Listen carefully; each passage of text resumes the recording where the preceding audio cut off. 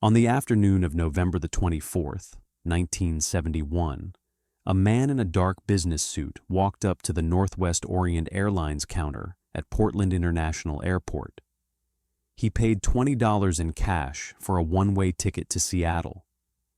30 minutes later, he would hold an entire aircraft hostage. By nightfall, he would vanish into a thunderstorm with $200,000 strapped to his body, becoming the only hijacker in American history to successfully escape by parachute and never be found. His name wasn't real. The bomb he showed flight attendants may not have been either. But the fear he created was genuine, and the mystery he left behind would obsess investigators, amateur sleuths, and the American public for more than 50 years. He asked for 4 parachutes and precise denominations of cash. He knew the aircraft's mechanical capabilities. He understood weather patterns and flight paths. And then he jumped into the darkness over the wilderness of Washington State and simply disappeared. This was Thanksgiving Eve, 1971. The Vietnam War raged overseas. Protests filled American streets. Trust in government institutions was crumbling.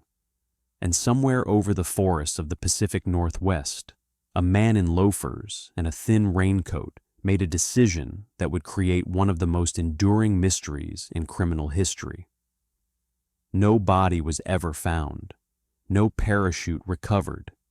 For 9 years, not a single trace of evidence surfaced, until a young boy digging in the sand along the Columbia River made a discovery that would only deepen the enigma.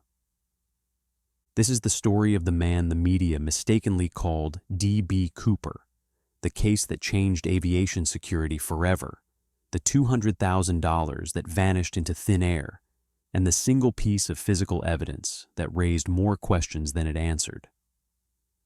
This is the story of the only unsolved case of air piracy in the history of commercial aviation. To understand how one man executed the perfect crime and disappeared without a trace, we have to go back to a busy airport terminal on the day before Thanksgiving, when a quiet stranger bought a ticket under a borrowed name. November 24th, 1971 was a Wednesday, Thanksgiving Eve. Portland International Airport bustled with holiday travelers heading home to family gatherings. Among the crowd, a man approached the Northwest Orient Airlines ticket counter just after 2 in the afternoon. He was unremarkable in every way. Middle-aged, perhaps in his mid-40s, around 6 feet tall. He wore a dark business suit, a white-collared shirt, a narrow black tie, and a black raincoat, brown leather shoes. He carried a black attaché case and a brown paper bag. The ticket agent barely noticed him. He paid $18.52 in cash for a one-way ticket on Flight 305 to Seattle.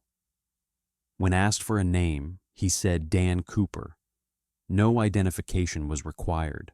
This was 1971. Airport security as we know it today simply didn't exist. No metal detectors, no bag searches, no passenger screening.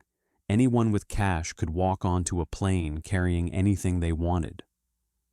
Flight 305 was scheduled to depart at 2:55 in the afternoon. It was a Boeing 727, a workhorse of American aviation. The flight would take just 30 minutes, covering the short hop from Portland to Seattle-Tacoma International Airport.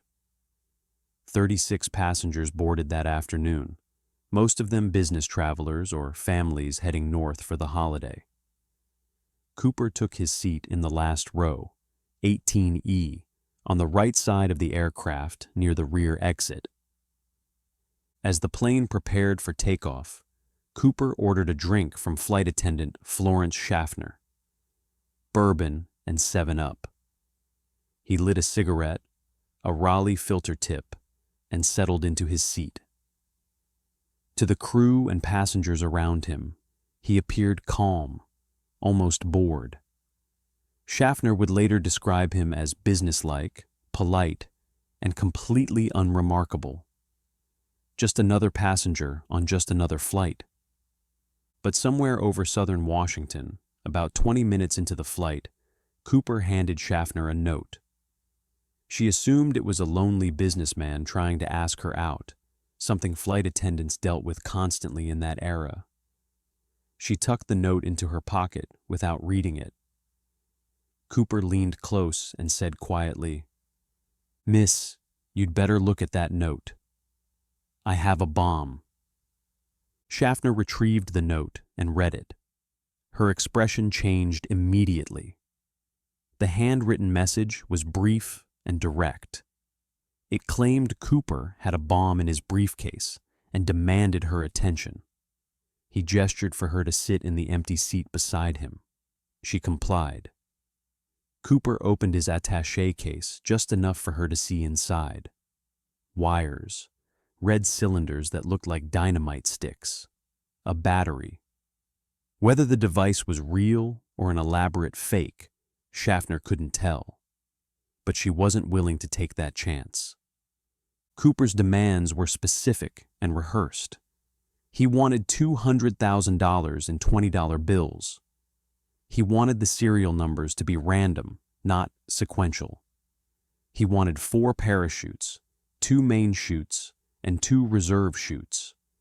And he wanted all of this delivered when the plane landed in Seattle. Until then, the flight would circle. The passengers were to be told there was a minor mechanical issue. Schaffner walked to the cockpit and informed Captain William Scott of the situation.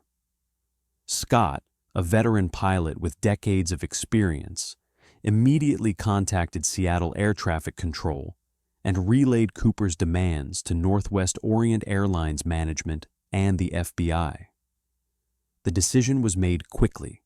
Comply with everything. Get the passengers to safety. Don't take any chances. As Flight 305 circled in a holding pattern over Puget Sound, events on the ground moved with remarkable efficiency. Northwest Orient's president authorized the ransom payment. The airline contacted local banks, which were already closed for the holiday, but bank managers were called at home and came in to assemble the cash.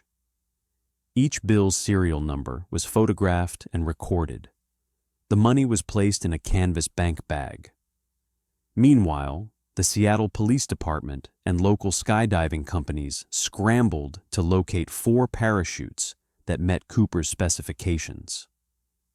For nearly 2 hours, the Boeing 727 circled over Seattle while Cooper sat calmly in his seat, smoking cigarettes and sipping his bourbon.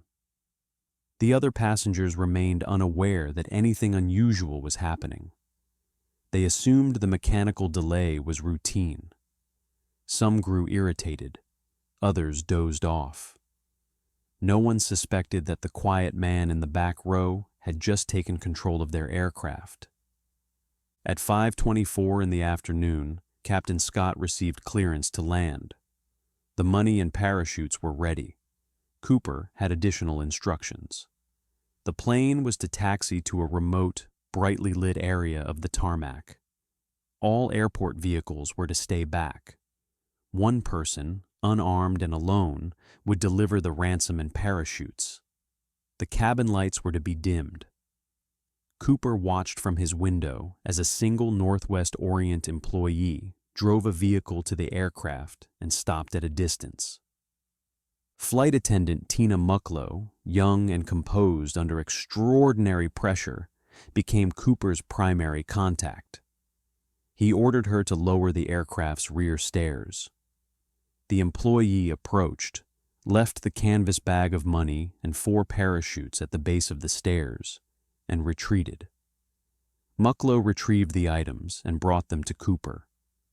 He inspected everything carefully. At one point, he unpacked one of the parachutes completely, examining it for signs of tampering or sabotage. He seemed satisfied. Then Cooper made good on his promise. He allowed all 36 passengers to deplane. 2 flight attendants were also released. Only the flight crew, Captain Scott, First Officer William Radazak, Flight Engineer Harold Anderson, and Flight Attendant Tina Mucklow remained on board. Cooper's plan was entering its second phase. He had the money, he had the parachutes, and now, he told Captain Scott, they were going to Mexico City. Cooper's instructions for the flight to Mexico were as precise as everything else he'd done. The aircraft was to fly at the minimum possible speed without stalling, approximately 100 knots, or 115 miles per hour. It was to maintain an altitude of no more than 10,000 feet. The landing gear was to remain down. The wing flaps were to be set at 15 degrees, and the rear exit door, the one with the air stair, was to remain unlocked and ready to open. Captain Scott knew immediately what these instructions meant. Cooper planned to jump. The flight crew tried to talk him out of it. The weather was terrible.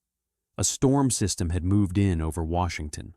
Rain, wind, near freezing temperatures. Jumping from a commercial airliner at night, in a storm, over mountainous wilderness, was something even experienced skydivers would never attempt.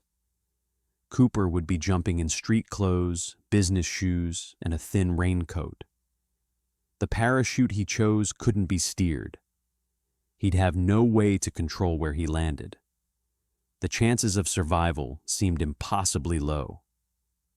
Cooper didn't care. He told the crew to take off. At 7:40 in the evening, Flight 305 lifted off from Seattle-Tacoma International Airport for the second time that night.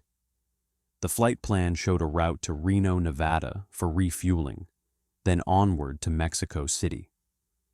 But Cooper had no intention of making it to Reno. The crew knew it. Law enforcement knew it. And somewhere in the skies over Washington, Cooper was preparing for a jump that would make him either a legend or a cautionary tale. The cabin pressure and the sounds of the aircraft made communication difficult. Tina Mucklow stayed in the main cabin with Cooper for part of the flight, but he eventually sent her to the cockpit with the rest of the crew. He wanted to be alone for what came next. She obeyed, walking forward and sealing the cockpit door behind her. None of the crew would see Cooper again. In the cockpit, Captain Scott and his team monitored their instruments carefully. The Boeing 727 had a warning light that would illuminate if the rear air stair was deployed in flight. That light had never been tested under these conditions. No one knew if it would actually work. As they flew south, following a route that would take them over southwestern Washington, the crew waited for any sign that Cooper had made his move. At approximately 8:05 in the evening, still over Washington airspace, the crew felt a slight change in the aircraft's handling. A subtle upward motion in the tail section. A brief fluctuation in cabin pressure. The warning light never activated, but the flight crew was certain. Cooper had opened the rear door and deployed the air stair. Somewhere below them, in complete darkness, in freezing rain, over dense wilderness, a man was falling through the sky. The crew waited for confirmation. They saw nothing on their instruments. They had no way to visually verify what had happened. They simply continued flying toward Reno as instructed. When they finally landed and opened the rear cabin, Cooper was gone. The rear air stair was still extended, exactly as they suspected. The canvas bag that had held the money was missing. So were 2 of the 4 parachutes. Cooper had taken a main parachute and, oddly, one of the reserve parachutes, even though that particular reserve had been sewn shut for training purposes and was useless for an actual jump. Left behind in the cabin were 2 parachutes, 1 main and 1 reserve. 8 cigarette butts in the armrest ashtray, a black clip-on tie, a mother-of-pearl tie clip, and a single hair on the headrest of seat 18E. That was all the physical evidence Cooper left behind. The FBI immediately launched what would become one of the most extensive investigations in its history. They called it NORJAC, short for Northwest Hijacking. Hundreds of agents were assigned to the case. The parachute supplier, a rigger named Earl Cossey, was interviewed extensively. He confirmed that the main parachute Cooper jumped with was a military-style emergency bailout chute. It was designed to open immediately when the ripcord was pulled. It couldn't be steered. It was meant for emergency survival, not precision landings. Law enforcement faced an immediate problem. Where had Cooper jumped? The flight crew's estimate, based on the time they felt the pressure change, placed the jump somewhere over southwestern Washington. But that was a massive area, heavily forested, mountainous, crisscrossed by rivers and logging roads. The exact location could be anywhere within a zone of several hundred square miles. The weather that night made it worse. Rain obscured visibility. Winds at 10,000 feet were estimated at over 200 miles per hour. If Cooper deployed his parachute immediately after jumping, those winds would have carried him miles from the initial drop point. The FBI deployed every resource available. Helicopters searched the most likely areas. Ground teams combed forests around Lake Merwin, near Ariel, Washington, where calculations suggested Cooper might have landed. 12 days after the hijacking, the FBI even used a United States Air Force SR-71 Blackbird reconnaissance jet to fly Cooper's route and photograph the terrain below. The Blackbird made 5 passes. Poor visibility ruined the effort. The photographs revealed nothing. Weeks turned into months. Investigators interviewed hundreds of potential witnesses. They developed composite sketches based on descriptions from the flight attendants and passengers. The first sketch, nicknamed Bing Crosby by investigators because of its smooth, narrow-faced appearance, was released 4 days after the hijacking. Flight attendants immediately complained that it looked nothing like Cooper. They described him as older, with a broader face and a tired, disinterested expression. A second composite was created in late 1972, but by then, the trail had grown cold. By the 5-year anniversary of the hijacking, the FBI had considered more than 800 suspects. All but 24 were eliminated, and still, no body, no parachute, no ransom money had surfaced anywhere. Not a single $20 bill with a matching serial number appeared in circulation. It was as if Cooper had simply vanished from existence. Then, in 1980, nearly 9 years after the hijacking, a young boy made a discovery that would change everything. February 10th, 1980, a Sunday afternoon. 8-year-old Brian Ingram was on a family picnic along the Columbia River in Clark County, Washington, at a sandy area known as Tina Bar. The location was about 20 miles downstream from Vancouver, Washington, and nearly 40 miles from where investigators believed Cooper had jumped. Brian's father wanted to build a campfire. Brian knelt in the sand, smoothing it out with his hands to create a fire pit. His fingers hit something unusual, not a rock, not driftwood, something soft and compressed. He dug deeper. 3 bundles emerged from the sand, still bound together by deteriorating rubber bands. Each bundle was a stack of $20 bills, rotting, disintegrated. Some bills were the size of business cards, others were blackened and unreadable, but enough remained intact to see the serial numbers. Brian's parents initially thought it was play money. The bills were in such poor condition that they seemed fake. But something about the find felt significant. The family turned the money over to the FBI the next day. Within hours, agents confirmed what seemed impossible. The serial numbers matched the ransom given to D.B. Cooper on November 24, 1971. The discovery made international headlines. For 9 years, the Cooper case had been dormant. Now, suddenly, there was physical evidence. 3 bundles. 2 contained $120 bills each. The third contained 90 bills. The total was $5,800, only a tiny fraction of the $200,000 Cooper had taken. But it was real. It was confirmed. And it was found in a location that made absolutely no sense. Tina Bar was nowhere near the calculated drop zone. If Cooper had landed near Lake Merwin, as the FBI believed, there was no natural waterway that could carry the money from that location to Tina Bar. The geography didn't work. The Columbia River flowed in the wrong direction. Even if Cooper had somehow landed directly in the Columbia, which seemed impossible, the money should have been scattered, not bundled. River currents don't preserve rubber bands for 9 years. The FBI descended on Tina Bar immediately. Agents cordoned off the beach and excavated the area for nearly a week. They found small fragments of additional bills in the immediate vicinity of Brian's discovery, but nothing else. No parachute, no briefcase, no clothing, no bones. Just 3 bundles of decomposing cash, buried 3 to 6 inches below the surface of the sand. Geologists were brought in to analyze the site. Dr. Leonard Palmer from Portland State University examined the layers of sand where the money was found.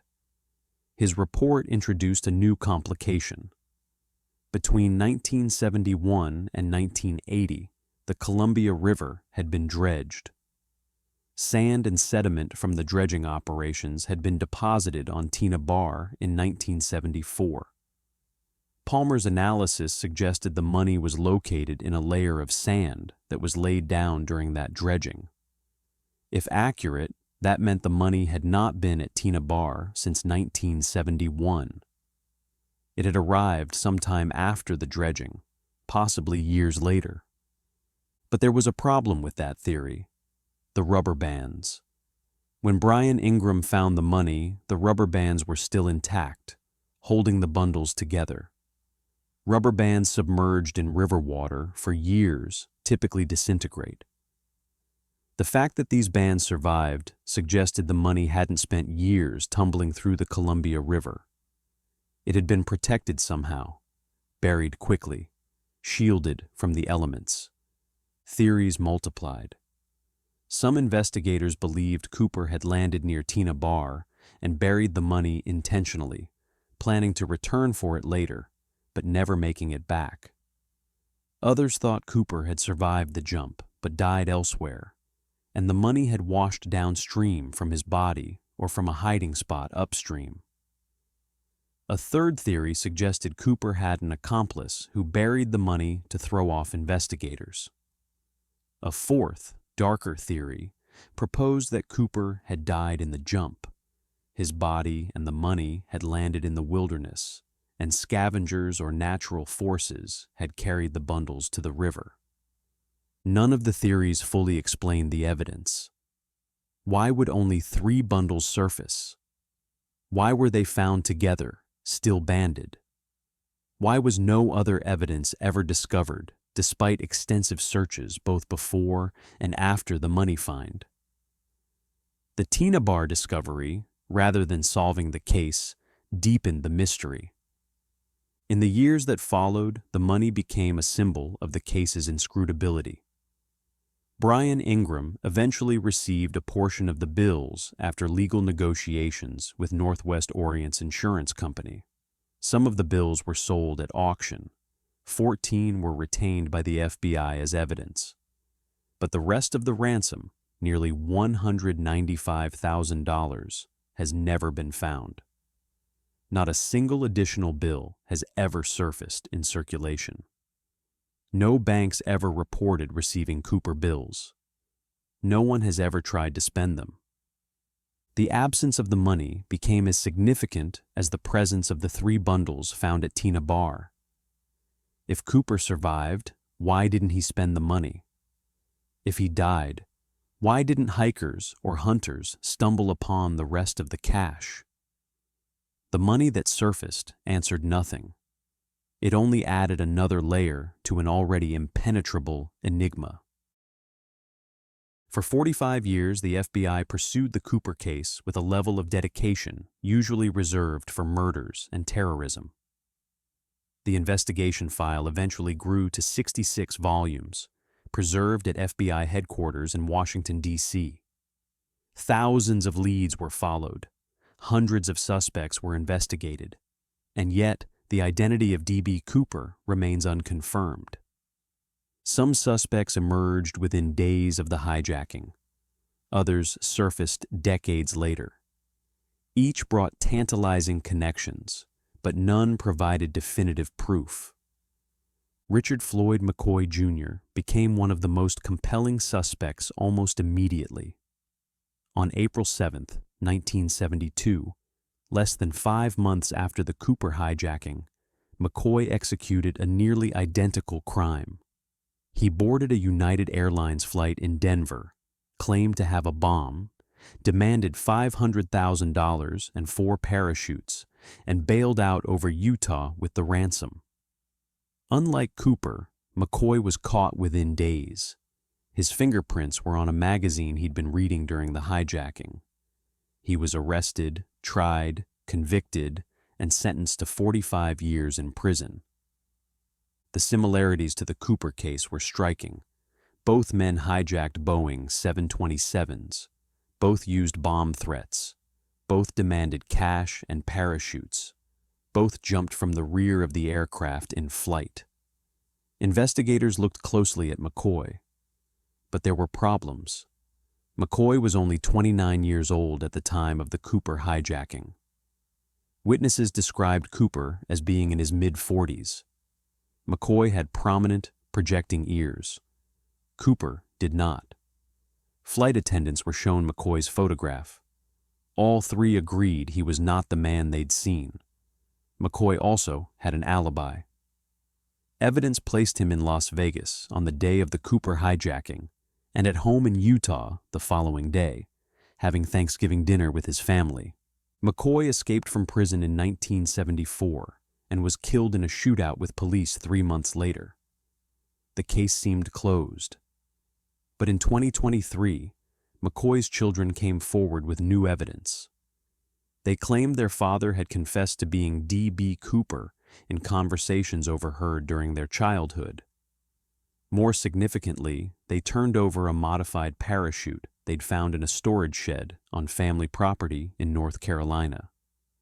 The parachute matched the type and modifications given to Cooper. An amateur investigator, Dan Grider, examined the parachute and believed it was the one Cooper had used. The FBI reportedly took possession of the parachute in 2023 for analysis. Results of that analysis have not been made public. Another suspect, Robert Rackstraw, drew attention from private investigators in the years before his death in 2019. Rackstraw was a former military pilot, paratrooper, and career criminal with convictions for theft, fraud, and bad checks. He had the skills to execute Cooper's plan. He had the motive. And he made cryptic comments about the case in interviews, neither confirming nor denying involvement. A book published in 2016, The Last Master Outlaw, presented circumstantial evidence linking Rackstraw to the hijacking. The FBI investigated and cleared him. Rackstraw took whatever he knew to his grave. Other suspects included Kenneth Christensen, a former military paratrooper and Northwest Orient employee who purchased a house with cash the year after the hijacking. His brother believed he was Cooper. The FBI investigated and found no conclusive evidence. Lynn Doyle Cooper, whose niece claimed she overheard him saying their money problems were over after hijacking a plane. Investigators looked into the claim. Again, no proof.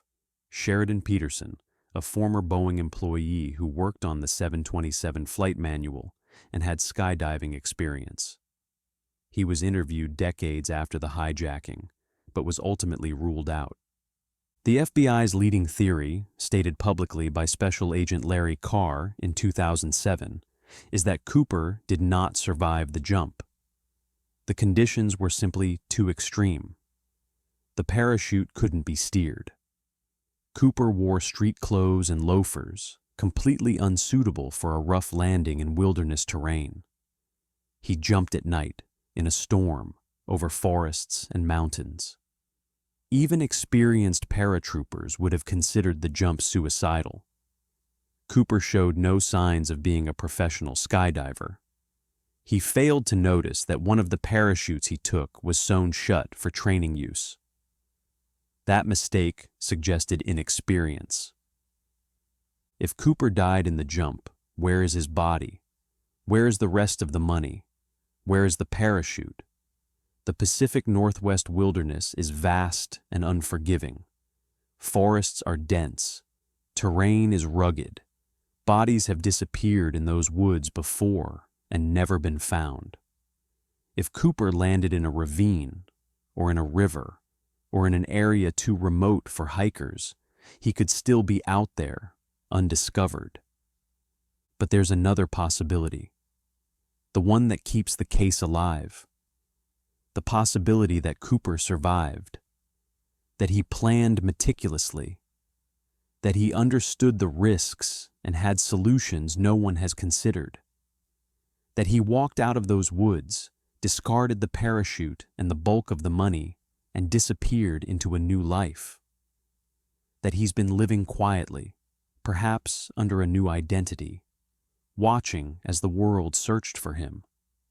Or that he lived for years, decades even, before passing away naturally, taking the secret with him. In July of 2016, the FBI announced it was suspending active investigation of the Cooper case. Resources were needed for more urgent priorities. The case file remains open. Physical evidence, particularly the parachutes and ransom money, will still be accepted if found. But the massive manhunt is over. The greatest mystery in American aviation history remains unsolved. More than 50 years after the hijacking, searches continue. Not by the FBI, but by amateur investigators, historians, and enthusiasts who refuse to let the mystery die. The parachute has become the holy grail of the Cooper case. Finding it would potentially solve everything. It could contain DNA evidence. Fabric analysis might reveal where Cooper landed. Signs of damage could indicate whether the jump was survivable. But despite decades of searching, no one has found it. In 2023, Eric Eulis, an amateur Cooper investigator, announced plans for a new search near Vancouver, Washington. Eulis spent years analyzing the Tina Bar money find and believes Cooper landed much closer to that location than originally thought. He believes the parachute is still buried in the wilderness near where the money surfaced, perhaps in a ravine or under dense brush. His searches have found nothing conclusive so far, but he remains convinced the evidence is out there. Other investigators focus on different areas. Some believe Cooper landed near the Washougal River, which feeds into the Columbia upstream from Tina Bar. That would explain how the money reached the location where Brian Ingram found it. Others think Cooper landed near Lake Merwin, as the FBI originally calculated, and the money's appearance at Tina Bar was the result of unusual water flow or human intervention. The parachute Cooper jumped with was described by Earl Cossey, the rigger who packed it, as a military-style emergency bailout chute. It was a non-steerable canopy, meaning once deployed, Cooper had no control over direction. He would have descended at a fixed rate and landed wherever the winds carried him. At 10,000 feet, in winds exceeding 200 miles per hour, he could have been blown miles from the point where he jumped. The landing would have been hard, probably violent. In street clothes, without proper equipment, Cooper's chances of walking away uninjured were minimal. But what if he didn't jump at 10,000 feet? What if he waited until the plane descended lower before opening the air stair? What if he had additional gear hidden in the brown paper bag he carried? What if the entire plan was more sophisticated than anyone realized? These are the questions that keep investigators searching.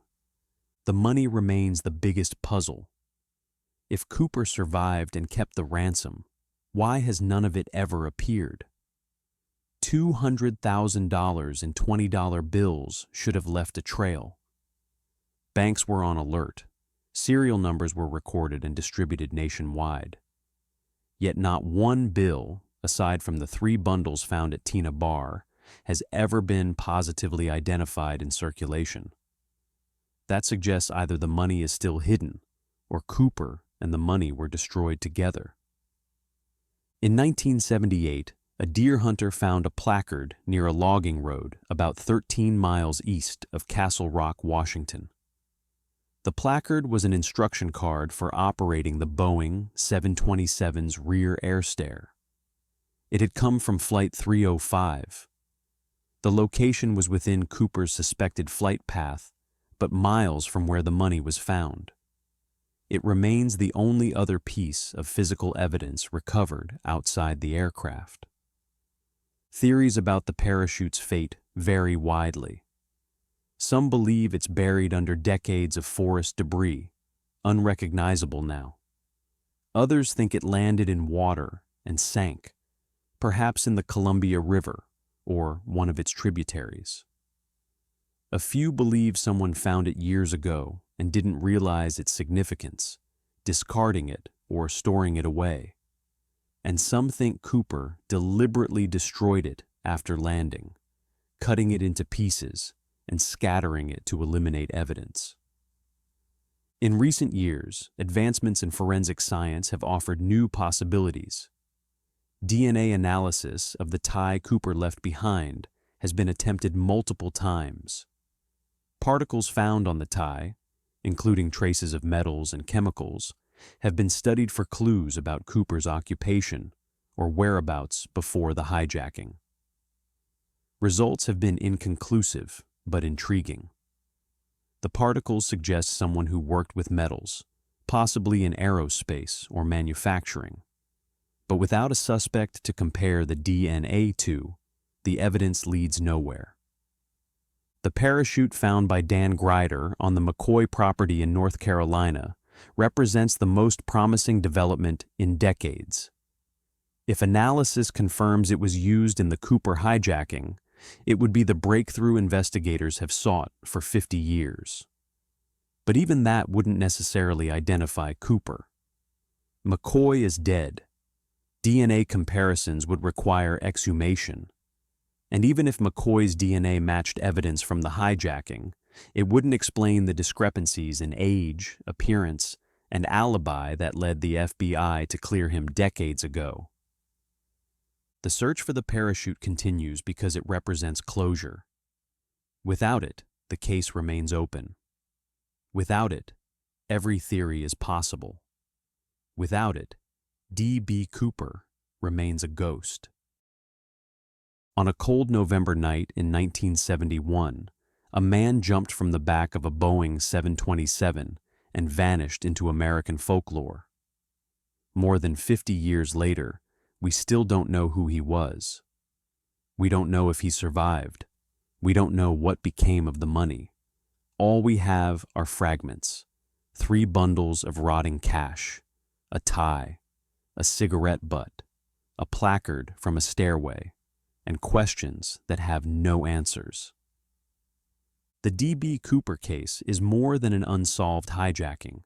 It's a mirror reflecting our fascination with the impossible. The idea that someone could outwit the FBI, escape into the wilderness, and disappear completely captures something deep in the American imagination. In an era of surveillance cameras, digital tracking, and forensic science, Cooper's vanishing act seems even more remarkable. He committed his crime before any of those technologies existed, and perhaps that's why he succeeded. Whoever Cooper was, he changed aviation forever. Within months of the hijacking, airlines installed devices called Cooper vanes on Boeing 727s, preventing the rear air stair from being deployed in flight. Metal detectors appeared in airports. Passenger screening became mandatory. The casual, trusting era of air travel ended. In that sense, Cooper's legacy is not just a mystery, but a permanent alteration of how we fly. The victims of the Cooper hijacking, the passengers and crew who lived through those hours of fear, deserve to be remembered. Most have passed away now. Flight attendant Tina Mucklow, who spent 5 hours in close contact with Cooper, rarely spoke publicly about the experience. Captain William Scott and his crew carried the weight of that night for the rest of their lives. For them, Cooper wasn't a folk hero. He was a criminal who terrorized innocent people. The romanticization of the case often forgets that. The FBI case file remains open. The evidence is preserved. And somewhere, perhaps buried in a forest, perhaps hidden in a private collection, perhaps lost forever, the answers wait. The parachute, the money, the truth about who Cooper was and what happened after he jumped. Those answers may surface tomorrow, or they may never surface at all. Until then, D.B. Cooper remains what he's always been. A name that isn't real. A face no one can quite remember. A man who stepped off a plane into a storm and became a legend. The only unsolved skyjacking in American history. The mystery that refuses to die. The case of D.B. Cooper reminds us that some questions don't have answers. Some mysteries endure not because we lack the technology or the resources to solve them, but because the truth disappeared with the person who knew it. And in the end, perhaps that's the real story. Not the hijacking itself, but the absence that followed. The silence. The void where a man used to be. Wherever Cooper landed that night, whether he walked away or never moved again, he took his secret with him. And more than 50 years later, we're still searching for what he left behind. On February 1st, 2012, 18-year-old Samantha Koenig finished her shift at a coffee stand in Anchorage, Alaska. Security footage captured a tall figure approaching the window just before closing time. Within minutes, Samantha had vanished. Within weeks, investigators would receive a horrifying ransom photo. And within months, they would uncover a killer unlike any they had ever seen. Israel Keyes wasn't just a murderer. He was a meticulous architect of death who spent over a decade burying kill kits across America. Caches containing weapons, cash, and tools. Waiting in the ground like landmines for victims he hadn't even chosen yet. He selected targets at random, killed across state lines with no pattern, left minimal evidence, and according to his own admissions, claimed at least 11 victims. But investigators believed the true number could be much higher. This was 2012, the age of digital surveillance, DNA databases, and interconnected law enforcement. Yet Israel Keyes had operated in plain sight for more than 14 years, a ghost moving through the American landscape, leaving almost no trace. He worked construction jobs, traveled for business, and maintained a seemingly normal life while methodically planning murders months or even years in advance. This is the story of one of America's most organized serial killers, a man who turned murder into a twisted form of preparation, who studied the mistakes of other killers to avoid them, and who took most of his secrets to the grave. This is the case that revealed how someone can vanish into the vastness of America and hunt without anyone connecting the dots. To understand how one man weaponized the entire country and nearly got away with it, we have to go back to where it all began, and to the disappearance that would finally expose him. Israel Keyes was born on January 7, 1978, in Richmond, Utah, the second of 10 children in a deeply religious family. His childhood was marked by isolation and instability. The family moved frequently, living in remote locations across Washington state, and eventually settling in a cabin near Colville with no electricity or running water. They were members of a fundamentalist Christian sect, and Keyes grew up largely disconnected from mainstream society. But beneath the surface of this isolated upbringing, something darker was developing. As a teenager, Keyes began torturing animals, a behavior that would later be recognized as one of the warning signs of violent antisocial behavior. He was drawn to the woods, to solitude, and to an increasingly disturbing fascination with death and control. In 1998, at age 20, Keyes enlisted in the United States Army. He served for 3 years, receiving training that would later prove invaluable to his criminal career. The military taught him discipline, survival skills, and how to operate in unfamiliar territory. After his honorable discharge in 2001, Keyes moved to Nia Bay, Washington, a remote town on the Makah Indian Reservation, near the northernmost point of the continental United States. It was here, in this isolated coastal community, that investigators believe Israel Keyes committed his first murders. In 2001, neighbors Bill and Lorraine Currier lived a quiet life in Essex, Vermont. Bill was a 50-year-old machinist, and Lorraine, his 49-year-old wife, worked as a resident care worker. They had no children, kept to themselves, and had no enemies anyone could identify. On June 8, 2011, they simply disappeared from their home in the middle of the night. There were no signs of forced entry, no witnesses, no ransom demands. Their cars remained in the driveway. Their cat was left inside. It was as if they had vanished into thin air. Local police investigated, but found almost nothing. No blood, no fingerprints, no DNA evidence that seemed out of place. The case went cold almost immediately. What investigators didn't know was that 1,500 miles away in Alaska, Israel Keyes was already planning his next target, and this time, he would make a fatal mistake. Keyes had spent years perfecting his methodology. He studied other serial killers, Ted Bundy, the BTK killer, the Green River killer, and analyzed where they had gone wrong. He noted how they had patterns, hunting grounds, victim types. He observed how they left evidence, how they were eventually caught. And he designed his entire criminal enterprise to avoid every single mistake they had made. His solution was radical in its simplicity. Eliminate all patterns. Choose victims completely at random. Kill across vast distances with no geographic comfort zone. Use no consistent method. Leave no communication with police.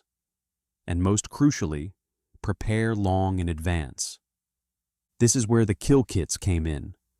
Between 2001 and 2012, Israel Keyes made numerous trips across the United States, sometimes for legitimate work, sometimes purely for criminal preparation. During these travels, he would bury waterproof buckets containing weapons, cash, ammunition, and other tools in remote locations. He chose spots near highways, in state parks, along hiking trails, places he could access quickly, but where discovery was unlikely. These weren't random hiding spots. Each location was carefully selected near populated areas where he could find potential victims. The kits gave him the ability to travel light, avoid purchasing traceable items near crime scenes, and operate in regions where he had no connection whatsoever. If he decided to kill in Vermont, he didn't need to bring weapons on a plane or buy them locally. He simply retrieved a pre-positioned cache and went hunting. Years later, FBI investigators would struggle to locate all of these burial sites. Keyes himself claimed there were several scattered across the country, but he was deliberately vague about their exact locations and contents. Some may still be buried and undiscovered to this day. By 2012, Israel Keyes had refined his system to near perfection. He was living in Anchorage, Alaska, working as a construction contractor, raising a young daughter, and maintaining a relationship with his girlfriend. To everyone who knew him, he seemed like a quiet, somewhat withdrawn, but otherwise ordinary man. No one suspected that he was responsible for murders spanning over a decade and thousands of miles. But on that February night in Anchorage, something changed. Perhaps he became overconfident. Perhaps the long gap since his last confirmed kill had made him reckless. Or perhaps he simply believed he was untouchable. Whatever the reason, when Israel Keyes approached that coffee stand where Samantha Koenig worked, he set in motion the chain of events that would finally bring his killing career to an end. Common Grounds was a small drive-through coffee kiosk on Tudor Road in Anchorage, a busy commercial strip in Alaska's largest city. Samantha Koenig worked the evening shift alone, serving customers through the walk-up window until 8 o'clock. It was a cold February night, typical for Alaska at that time of year, with temperatures well below freezing. Security cameras captured the moments before Samantha's disappearance. At approximately 8 o'clock in the evening on February 1st, a tall figure dressed in dark clothing approached the kiosk on foot. The footage shows him speaking with Samantha briefly before she appeared to close up for the night. Then the cameras went dark. What the cameras didn't show was what happened next. Israel Keyes had come prepared.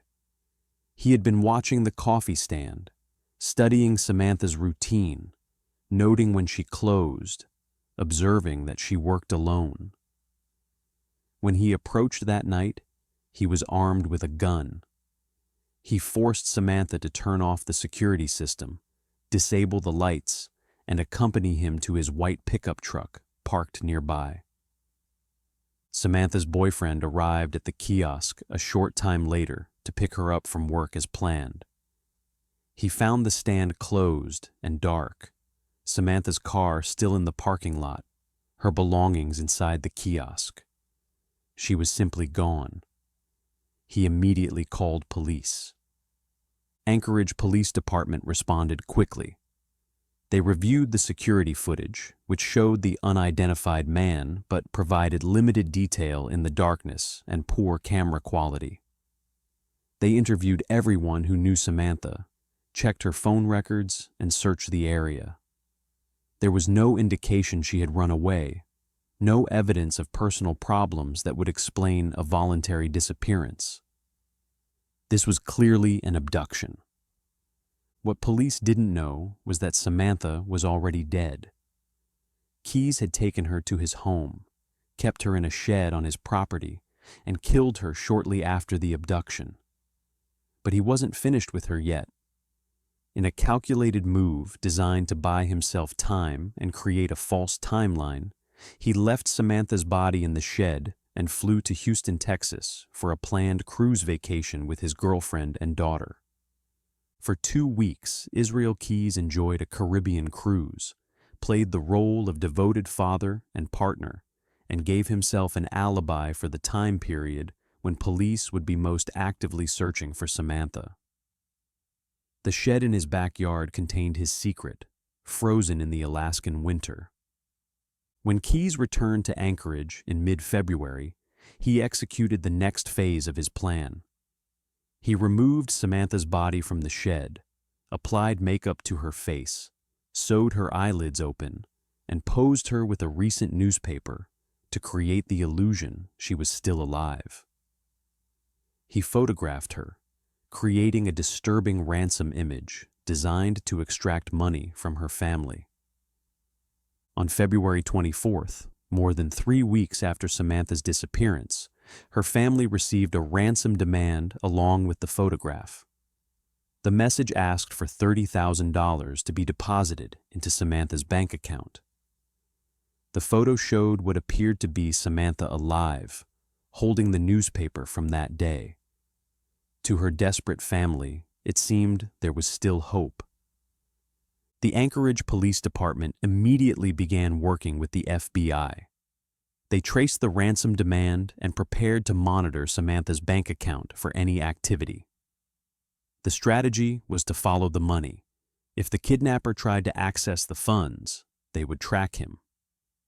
This is where Israel Keyes made his critical error.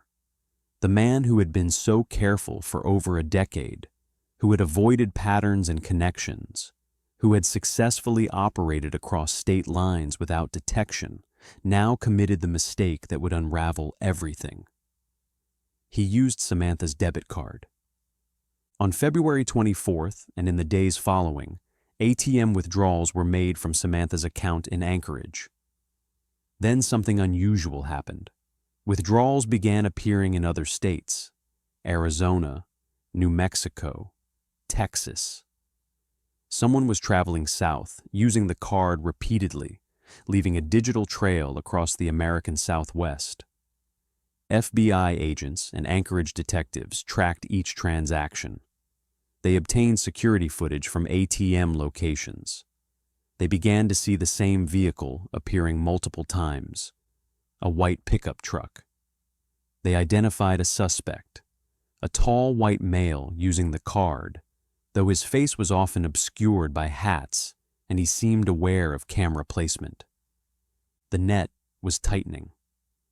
On March 13, 2012, police in Lufkin, Texas, spotted the white Ford pickup truck at a gas station. The driver matched the description from the ATM footage. Local officers moved in to make the stop, and the driver complied without resistance. His name was Israel Keyes. He was a 34-year-old contractor from Anchorage, Alaska. And when investigators searched his vehicle, they found Samantha Koenig's debit card, along with several handguns and other incriminating materials. Israel Keyes was arrested and extradited back to Alaska to face charges related to Samantha's disappearance. But investigators still didn't have Samantha's body, they didn't have a confession, and they didn't yet understand the true scope of what they had captured. Israel Keyes sat across from FBI agents in an interview room in Anchorage, calm and controlled. He had been arrested with evidence linking him to Samantha Koenig's disappearance, but without a body, without a confession, the case would be difficult to prosecute successfully. Investigators needed him to talk. And slowly, carefully, Keyes began to reveal himself. At first, he denied everything, but as agents presented evidence, the debit card, the ATM footage, the timeline, Keyes seemed to recognize that his capture was inevitable. On March 12th, roughly a month after his arrest, he told investigators where they could find Samantha Koenig's remains. He had dismembered her body and disposed of it in Matanuska Lake, north of Anchorage.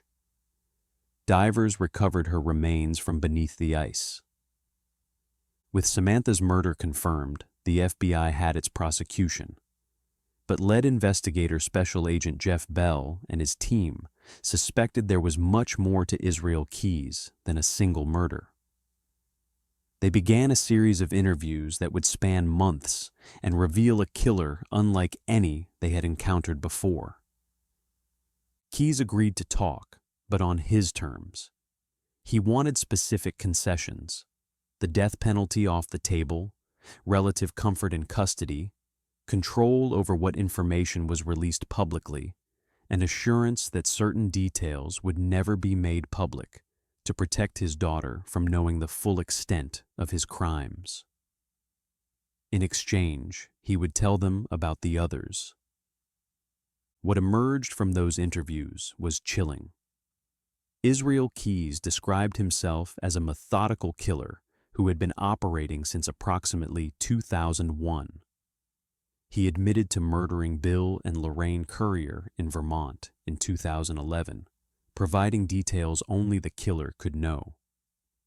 He described burying kill kits across the country, in Alaska, Washington, Wyoming, Texas, and other locations he refused to specify precisely. He explained his victim selection process, completely random. He would choose a location, sometimes retrieve a kill kit, then drive around until he found a target of opportunity.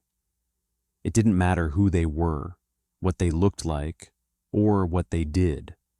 The only criteria were vulnerability and isolation. Sometimes he would break into homes in the middle of the night. Other times he would abduct people in public locations.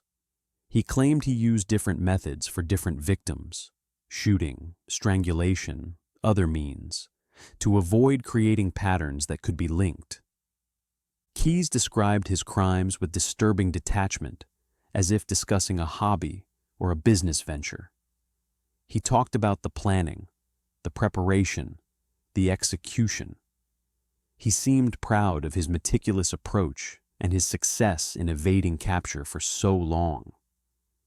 He compared himself favorably to other serial killers, noting how he had learned from their mistakes. But there were things he wouldn't discuss. He refused to provide specific numbers of victims, saying only that there were more than 11. He wouldn't identify most of his victims by name or provide locations for many of the murders. He claimed this was to protect his daughter from the full truth and to maintain some control over his narrative. Investigators suspected he was also enjoying the power of withholding information, the attention of being the center of this investigation, the knowledge that he held answers they desperately wanted. The FBI conducted extensive follow-up investigations based on Keyes' admissions. They researched his travel records, employment history, and financial transactions. They compiled timelines of his movements across the country over more than a decade. They looked for missing persons cases in areas where Keyes had been present. They checked unsolved murders that matched his general descriptions. The challenge was immense. Keyes had traveled extensively for work as a contractor and for personal reasons.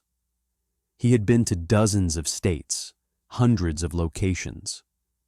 His victims were random, which meant there was no victimology to guide the investigation. And without specific information from Keyes himself, connecting him definitively to other crimes was nearly impossible. In several instances, investigators found possible matches. There were unsolved disappearances and murders in areas where Keyes had traveled during time frames that aligned with his descriptions. But without physical evidence, without his cooperation in confirming details, many of these cases remained circumstantial connections at best. Throughout the interviews, Keyes maintained his composure and control. He drank coffee, spoke calmly, and seemed almost to enjoy the attention. He drew pictures, wrote poetry, and engaged with investigators as if this were simply an intellectual exercise. But beneath the calm exterior, perhaps he was calculating his final move. On December 2nd, 2012, Israel Keyes was found dead in his cell at the Anchorage Correctional Complex. He had taken his own life using a razor blade and a bed sheet. He left behind a suicide note written in his own blood, along with a drawing and a poem that suggested he viewed his death as his final act of control. His death ended the interviews. It closed the possibility of learning more about his victims.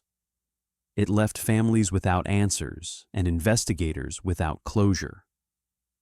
The man who had spent over a decade evading justice had denied it one final time by taking his own secrets with him.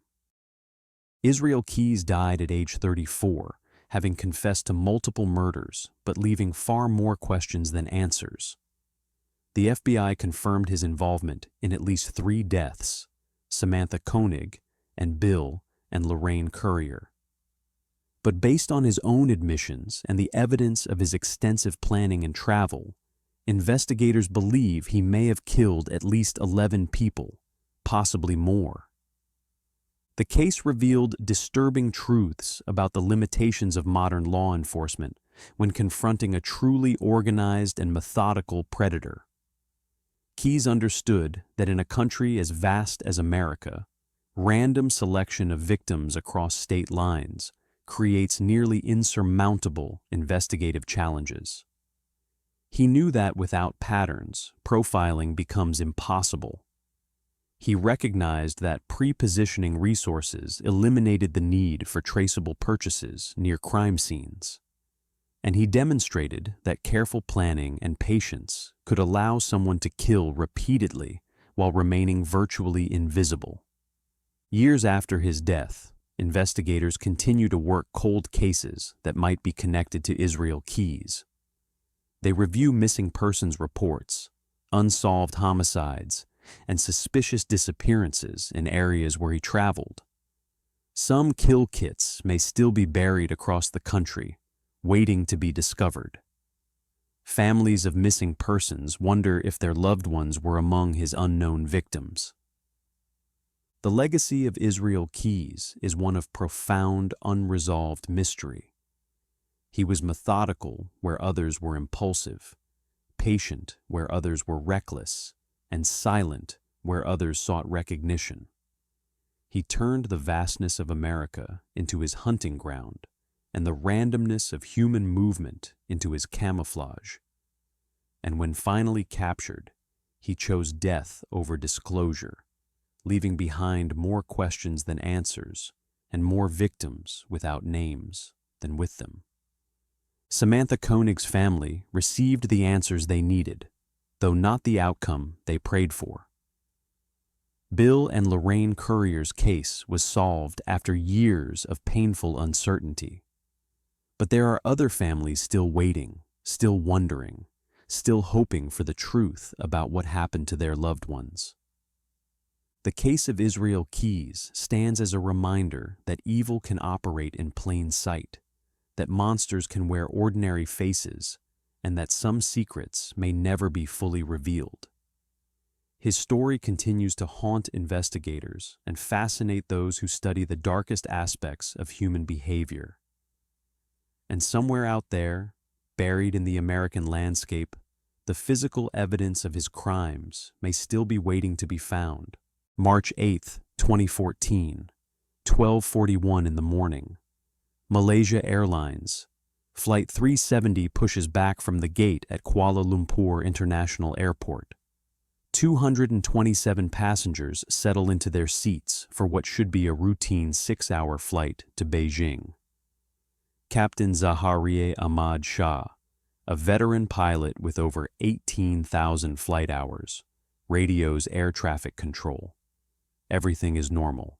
Everything is routine. 38 minutes later, the Boeing 777 would vanish from radar.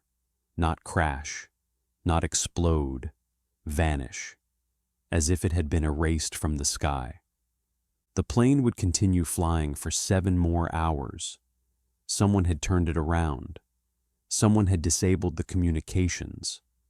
Someone had flown it thousands of miles off course into one of the most remote regions of the Indian Ocean. And then nothing. No Mayday call. No distress signal. No wreckage. Just silence. For the next 10 years, this would become the greatest mystery in aviation history. 239 people gone without a trace. The most expensive search operation ever mounted, finding nothing but questions. satellite data that pointed to the impossible, black box pings that led searchers to empty ocean, and a final turn that nobody saw coming. What really happened in the cockpit of Flight 370? Was it a deliberate act by someone on board? A catastrophic systems failure that investigators missed? Or something else entirely? The answers may be buried 4,000 meters beneath the Indian Ocean, but the clues are in the data. Data that tells a story of a plane that didn't want to be found. This is the story of Malaysia Airlines Flight 370, the plane that disappeared, the search that failed, and the signals that changed everything. The Boeing 777 that would become Flight 370 was nearly 15 years old. Tail number 9, M-MRO. It had logged 53,000 flight hours and 7,500 takeoffs and landings. No major incidents. No serious mechanical problems. A routine maintenance check had been completed just 2 weeks earlier on February 23rd. Everything checked out. The plane was airworthy, reliable, proven. The crew was equally experienced. 53-year-old Captain Zaharieh Ahmad Shah had been flying for Malaysia Airlines since 1981. His first officer, 27-year-old Fariq Abdul Hamid, had logged 2,800 flight hours on the 777. Both men were well-trained, well-regarded, thoroughly vetted. Nothing in their background suggested anything unusual. The passenger manifest told an ordinary story: business travelers heading to Beijing, Chinese factory workers returning home, families, engineers, artists, 20 nationalities represented, 153 Chinese citizens, 38 Malaysians, 7 Indonesians, 6 Australians. The youngest passenger was 2 years old. The oldest was 76. Normal people on a normal flight. At 12:41 a.m. local time, Flight 370 departed. The plane climbed to its cruising altitude of 35,000 feet. At 1:06 a.m., the aircraft communications addressing and reporting system transmitted an automated position report. This system, known as ACARS, sends regular updates about the plane's location, speed, altitude, and mechanical status. Everything was functioning normally. At 1:19:30, Captain Shah's voice came over the radio. He acknowledged the handoff from Malaysian air traffic control to Vietnamese airspace. His last words to Kuala Lumpur were simple, routine. "Good night, Malaysian 370. That transmission came from a point over the South China Sea, approaching the boundary between Malaysian and Vietnamese airspace. The plane was exactly where it was supposed to be, flying exactly the route it was supposed to fly. In 90 seconds, it should have checked in with Ho Chi Minh City Air Traffic Control. The check-in never came. At 1:21 a.m., 2 minutes after the last voice contact, the ACARS system stopped transmitting. Investigators would later determine this was not a malfunction. Someone had deliberately turned it off. Or more accurately, someone had cut power to the system that fed it data. At 1:22 a.m., Flight 370's transponder went silent. The transponder is what allows civilian air traffic control to see the plane on radar. It broadcasts the aircraft's identity, altitude, and speed. When it stopped transmitting, the plane vanished from controller screens. Vietnamese air traffic control waited. When Flight 370 didn't check in, they called Kuala Lumpur. Had the plane been handed off? Kuala Lumpur confirmed the handoff. Vietnam said they had never received contact. The controllers checked their systems. No transponder signal, no communications, no Flight 370. But the plane hadn't crashed. Not yet. What Vietnamese and Malaysian civilian controllers couldn't see, Malaysian military radar could. Primary military radar doesn't rely on transponder signals. It detects the physical presence of large metal objects in the sky. And that radar tracked something very unusual. The aircraft that had been Flight 370 made a sharp left turn. Not a gentle banking turn. A dramatic, deliberate maneuver that aviation experts would later describe as clearly intentional. The plane reversed course, flying back across the Malay Peninsula. It passed directly over Malaysia, threading between two air traffic control zones where it would be least likely to be questioned. The military radar tracked the unidentified aircraft for nearly an hour. It flew northwest up the Strait of Malacca, one of the world's busiest shipping lanes, at 1,000 miles off course from Beijing. At 2:15 a.m., the plane passed over the island of Penang, then turned northwest again. At 2:22 a.m., it disappeared from Malaysian military primary radar. The last radar position put the plane over the Andaman Sea, heading toward the Indian Ocean. And then nothing. No more radar returns, no visual sightings, no communications. The plane had flown for an hour and a half after going silent, maneuvering deliberately, avoiding detection. Now it had vanished completely from human observation. But one system was still working. One connection remained active, and that connection would provide the only clues to what happened next. While Flight 370 flew dark and silent across the night sky, a satellite 22,000 miles above the Indian Ocean was listening. The satellite belonged to Inmarsat, a British telecommunications company. It was designed to provide phone and data services to aircraft over remote oceans, where no ground-based coverage existed. Every aircraft equipped with Inmarsat's system has a satellite data unit that maintains contact with the satellite network. Even when no calls are being made and no data is being transmitted, the system performs a digital handshake. Once per hour, if the ground station hasn't heard from an aircraft, it sends a signal asking, "Are you still there?" The aircraft automatically responds. These handshakes are not designed to provide location information. They're just connectivity checks. Inmarsat logs them for billing and network management purposes. Nobody paid much attention to them until Flight 370 disappeared. On March 8th, as the search for the missing plane intensified, Inmarsat engineers realized they had data. The satellite had recorded 6 complete handshakes with Flight 370 after the transponder went silent. The last successful handshake occurred at 8:11 a.m. Malaysian time, 6 hours and 50 minutes after the plane's last voice contact. The aircraft was still airborne, still flying, still somewhere. But where?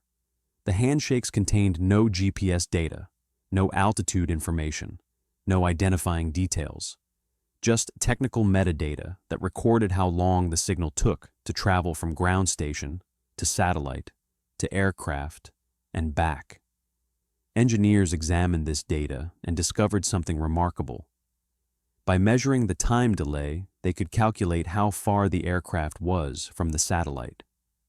This gave them an arc, a curved line across the Earth's surface, representing all the possible locations where the plane could have been at the moment of each handshake. There were 2 arcs. The northern arc stretched across Central Asia, from Kazakhstan to Thailand. The southern arc extended into the remote Indian Ocean west of Australia. The plane was somewhere along one of these lines. But which one? Inmarsat scientists developed an innovative technique never before used in an aviation investigation. They analyzed the burst frequency offset in the handshake signals. This is the Doppler shift in the signal's frequency caused by the relative motion between the aircraft and the satellite. If the plane was flying toward the satellite, the frequency would shift one way. If flying away from the satellite, it would shift the opposite direction. The team cross-checked their methodology using flight data from 6 other Boeing 777s flying on the same day in various directions. The technique worked. When they applied it to Flight 370's data, the results were conclusive. The burst frequency offset matched strongly with a southern trajectory over the Indian Ocean. It did not match a northern route. The implications were staggering. Flight 370 had not flown north into Central Asia, where it might have landed at some remote airfield.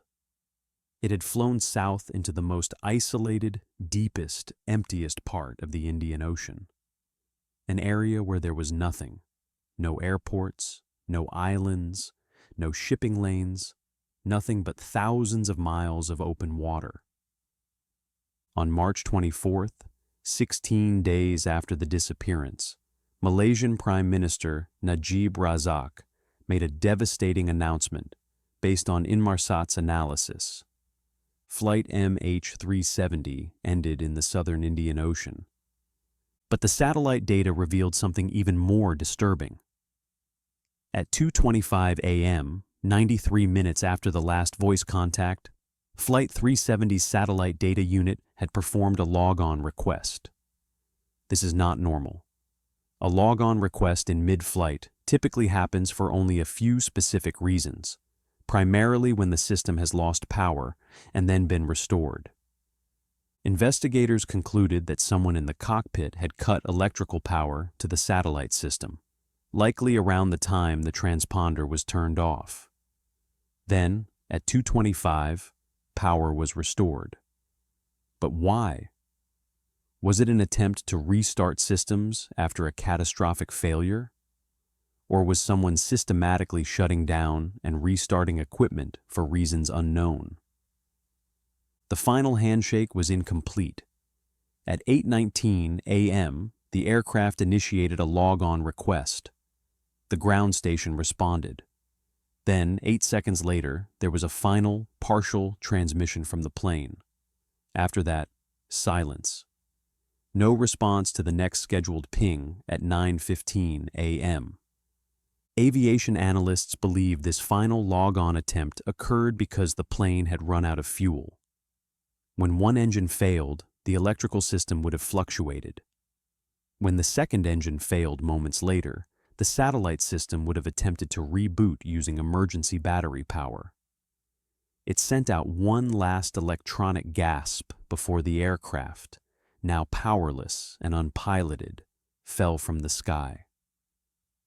The satellite data painted a picture of a ghost plane, flying for hours on autopilot into oblivion.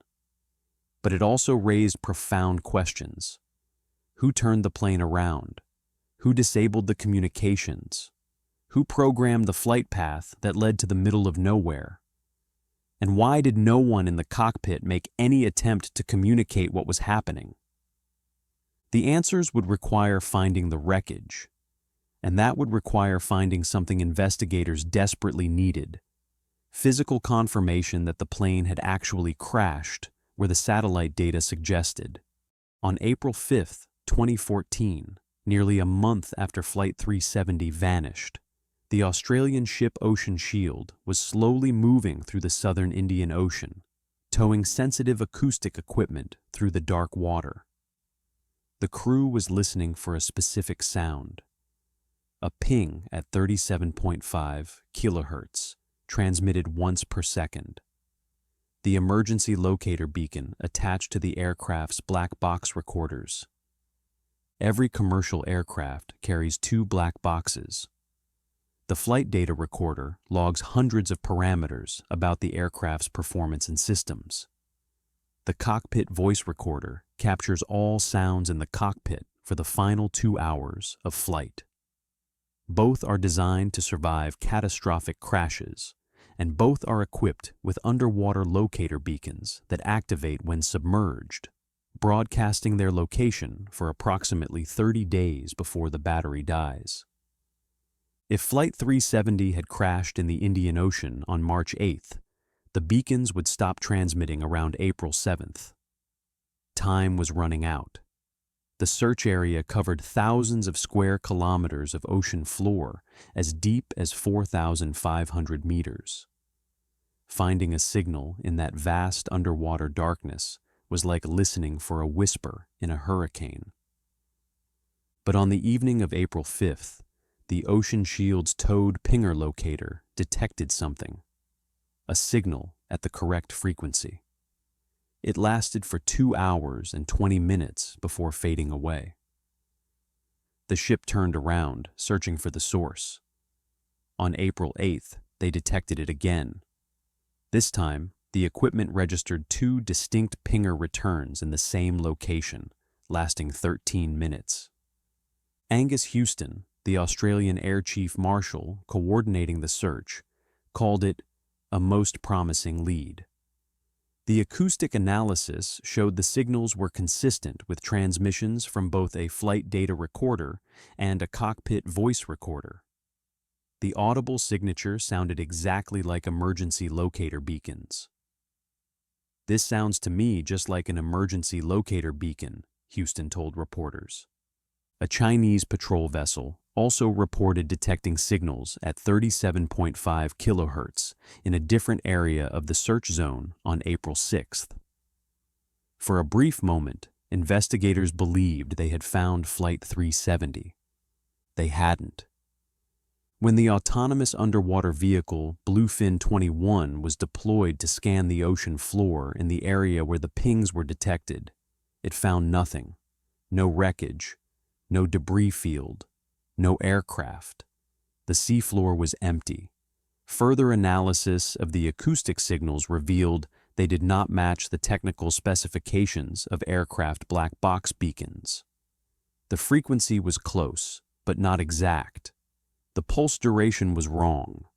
The signature was similar to a black box, but it wasn't a black box. The search team had been deceived by noise.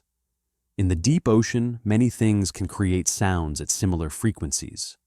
Sonar from other vessels, geological activity, marine life, equipment vibrations. What had seemed like the breakthrough that would solve the mystery turned out to be a false alarm. The most promising lead in the search for Flight 370 led to nothing but empty ocean. But the failure to find the plane where the pings were detected didn't mean the plane wasn't in the southern Indian Ocean. It just meant it wasn't in that specific location. The search area was massive, and the black box beacons, even if they were still functioning, had a very limited range. The underwater locator could only detect them from about 2 nautical miles away. The autonomous submarine moved at walking speed, scanning a swath about 100 meters wide. Searching the entire priority area would take months. From October 2014 to January 2017, an international team conducted the largest and most expensive underwater search in aviation history.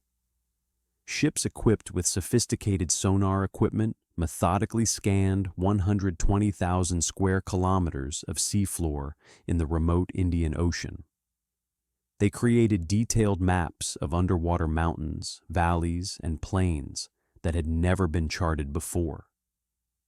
They discovered shipwrecks from the 19th century.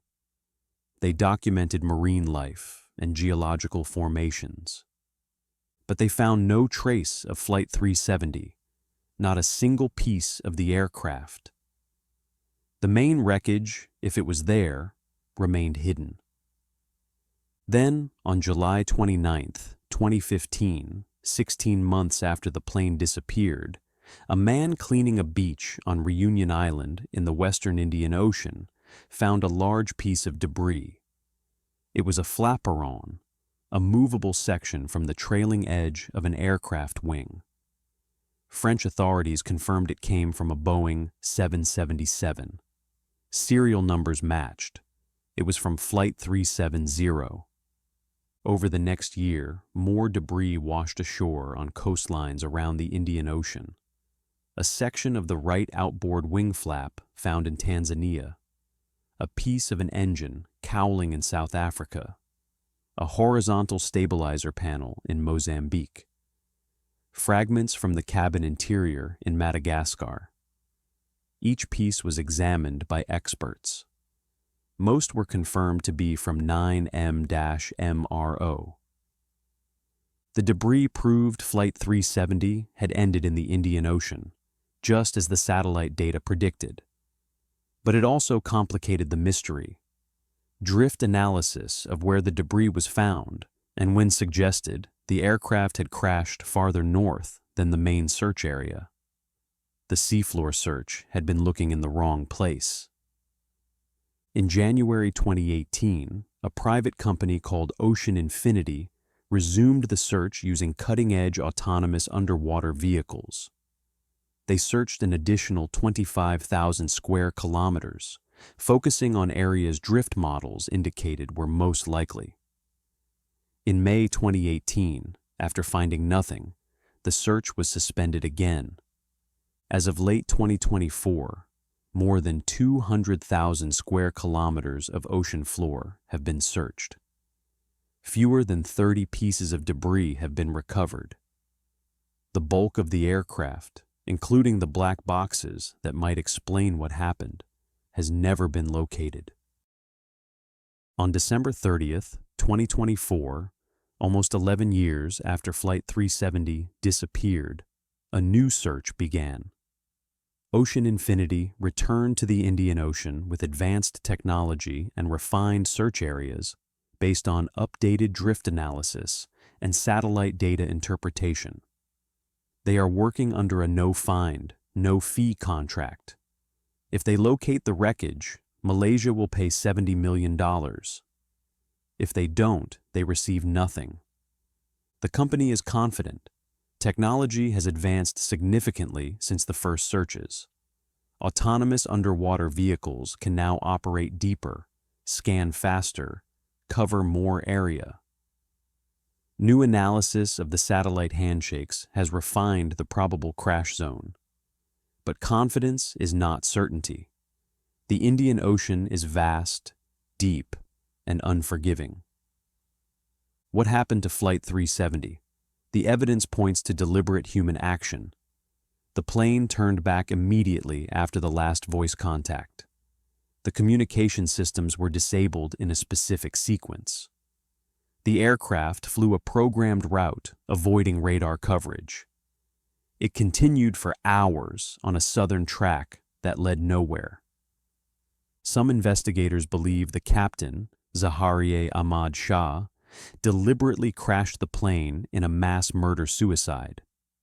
A home flight simulator found at his house contained flight paths into the southern Indian Ocean. But the FBI analyzed the simulator and found nothing definitive. The Malaysian investigation concluded there was no evidence of pilot involvement.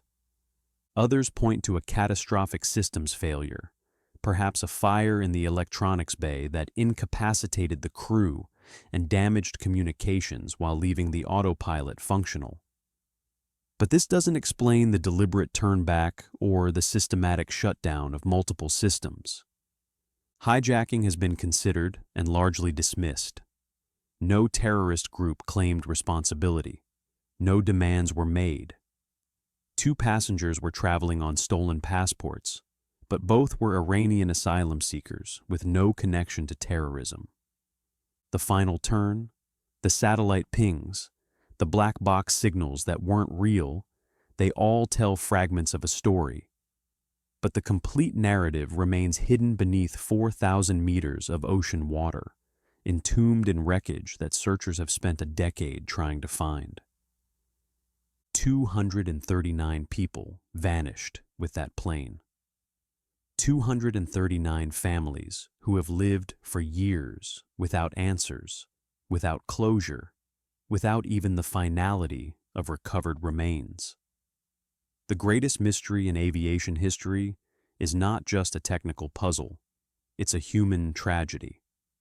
Perhaps one day, Ocean Infinity's submarines will find the debris field. Perhaps the black boxes, if they're ever recovered, will still have readable data despite years underwater. Perhaps we'll finally know what happened in the cockpit of Flight 370 after someone said, "Good night, Malaysian 370, and then never spoke again. Until then, the mystery endures. A plane that vanished, satellite signals that tracked it to nowhere, underwater pings that led to empty ocean, and a final turn that took 239 souls into oblivion. The search continues. The questions remain. And somewhere in the dark depths of the Indian Ocean, the answers wait to be found. On the morning of December 1st, 1948, two horseback riders made a grim discovery on Somerton Beach in Adelaide, Australia. A man, smartly dressed in a suit and tie, lay propped against a seawall. At first glance, he appeared to be sleeping. He was dead, and for the next 74 years, no one would know who he was. The mystery would only deepen. Every label had been carefully removed from his clothing. In his pocket, investigators would find a scrap of paper bearing two words in Persian. Tamam shud. It is finished. The phrase had been torn from the final page of a rare book of poetry. Inside that book, police would discover what appeared to be a secret code, never deciphered. A phone number that led to a nurse who claimed not to know him, yet reacted with visible shock when shown his death mask. And a cause of death that 3 medical experts agreed could not have been natural, though no poison could be identified. This was 1948. The world had just emerged from the Second World War. The Cold War was beginning. Adelaide was home to weapons testing facilities. Suspicion fell immediately on espionage. Was this man a spy, eliminated for knowing too much? A jilted lover who chose death over heartbreak? Or something far more ordinary that circumstances had twisted into legend? This is the story of the Somerton Man, a mystery that captivated Australia for 3/4 of a century. A case that spawned thousands of theories, obsessed amateur detectives and professional investigators alike, and seemed destined to remain forever unsolved. Until the summer of 2022, when a physicist and a genealogist used DNA from a single hair to finally give this nameless man an identity. But even now, with a name attached to the body, the deepest questions remain unanswered. To understand how one man could die on a public beach and remain anonymous for 74 years, we have to go back to that December morning in 1948, to the moment when this mystery began. December 1st, 1948, began as an ordinary summer morning in Adelaide, South Australia. At 6:30, the early sun was already warming the sand at Somerton Park Beach, a quiet suburb 11 kilometers southwest of the city center. 2 local residents on horseback were making their morning ride along the shoreline when they noticed something unusual near the seawall. A man lay in the sand, his back propped against the concrete wall, his legs extended straight in front of him, feet crossed at the ankles. His head tilted slightly to one side. The riders approached cautiously. The man wore a white shirt, tie, brown suit jacket, and polished shoes. Everything about his appearance suggested he was well-dressed, well-groomed, respectable, but he was motionless. One of the riders dismounted to check. The man was dead. Police arrived within the hour. The body was still warm. A doctor called to the scene estimated the time of death at approximately 2 o'clock that morning. The man appeared to be in his early to mid-40s, stood 5 feet 11 inches tall, with strong muscular calves that suggested he might have been a dancer or an athlete. His hands were clean and well-maintained, not those of a manual laborer. A half-smoked cigarette rested on his collar, positioned as if it had fallen from his mouth. Detective Henry Strangway began the investigation. He searched the man's pockets. A used bus ticket from the Adelaide city centre to the beach, an unused rail ticket from Adelaide to Henley Beach, one suburb north, a pack of Army Club cigarettes, 2 aluminum combs, one marked America, a packet of juicy fruit chewing gum, some matches, no wallet, no identification, no money. Then Strangway noticed something peculiar. Every single label had been removed from the man's clothing. The suit, the shirt, the tie, the undergarments. Wherever a manufacturer's tag should have been, there was only carefully cut fabric. Someone had gone to considerable trouble to make this man unidentifiable. The detective also noted the orange thread used to repair a tear in the man's jacket pocket. It was an unusual color, possibly significant. Witnesses came forward. A couple walking along the beach the previous evening, around 7 o'clock, had seen a man matching the description lying in the same spot. The man had raised his right arm, then let it fall. They assumed he was drunk or resting and continued walking. Another couple noticed the same man around 9:30 that night. He hadn't moved. Again, they assumed he was sleeping off too much alcohol and left him undisturbed. No one had suspected anything sinister. The body was transported to the Royal Adelaide Hospital for examination.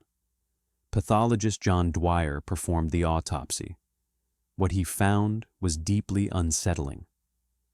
The man's stomach contained a pasty substance, possibly food, but showed no signs of illness or disease. His heart, liver, and kidneys appeared healthy. There was congestion in the lungs, the brain, and the stomach. The spleen was unusually large and filled with blood. Most tellingly, there was intense congestion in the small blood vessels throughout the entire body. Dwyer concluded that the death was not natural. 3 other medical experts examined the findings and agreed. The man had not died of a heart attack, stroke, or any common medical condition. The evidence pointed to poisoning. But when toxicology tests were run, nothing was found. No barbiturates, no strychnine, no known poisons in his system. Whatever had killed him had vanished without a trace, or was so rare and unusual that 1940s medical science could not detect it. Meanwhile, police released a photograph of the dead man to newspapers. The Adelaide Advertiser and the News both ran stories. The initial article in the Advertiser was brief, a small notice on page 3 identifying the body as possibly belonging to someone named E.C. Johnson. This proved incorrect. No E.C. Johnson was missing. The News gave more detail, describing the mysterious circumstances. They published a photograph showing the man's face, peaceful in death, hoping someone would recognize him. Days passed, then weeks. No one came forward. Police circulated the photograph throughout Australia and overseas. They checked missing person reports across the country. They contacted hospitals, asylums, and veterans organizations. The man's fingerprints were sent to intelligence agencies in case he was a foreign operative. Nothing. No matches. No leads. This well-dressed, healthy, middle-aged man seemed to have materialized from nowhere and died without leaving a single trace of his identity. On December 10th, with decomposition setting in and still no identification, police made an unusual decision. They had the body embalmed and commissioned a plaster cast of the man's head and upper torso. If they needed to exhume the body decades later for further examination, they would have this record.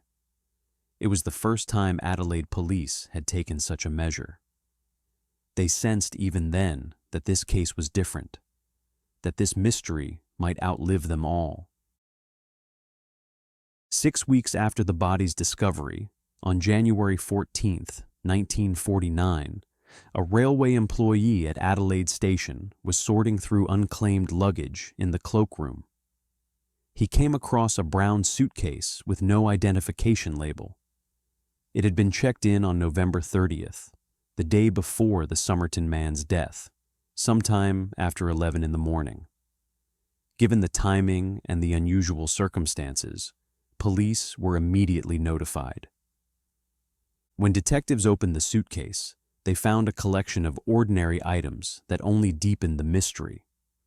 Inside were a red checkered dressing gown, a pair of red felt slippers, size 7, 4 pairs of underwear, pajamas, shaving equipment, a stenciling brush, a table knife that had been filed down to a sharp point, a pair of scissors with sharpened points, and a small square of zinc that appeared designed as a protective sheath for the knife. There was also a spool of orange thread, the exact color used to mend the dead man's jacket. Most intriguingly, several items of clothing bore name tags. Some read T. Keene, others Keene, and one T. Keene. Police immediately began searching for anyone by that name. They found several T. Keenes in Australia, interviewed them all. None were connected to the case. The name appeared to be another dead end, possibly belonging to the original owner of second-hand clothing, or perhaps intentionally misleading. A tailor examined the clothing.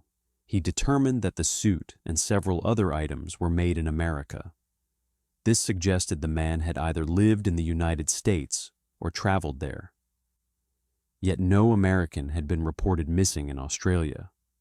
The dual mysteries of the man's identity and nationality became increasingly frustrating for investigators. Then came the breakthrough that would define the case for decades. In April of 1949, pathologist John Cleland re-examined the body. He had been troubled by the case, convinced there was something they had missed. During this second autopsy, he checked the fob pocket of the man's trousers, a small pocket within the larger pocket. There, rolled tightly and easily overlooked, was a scrap of paper. The paper measured roughly 1 inch by half an inch. Printed on it in capital letters were 2 words, Tamam Shud.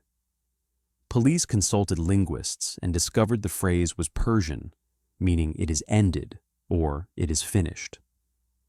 Further research revealed these were the final words from the Rubaiyat of Omar Khayyam, a collection of poems written by an 11th century Persian polymath.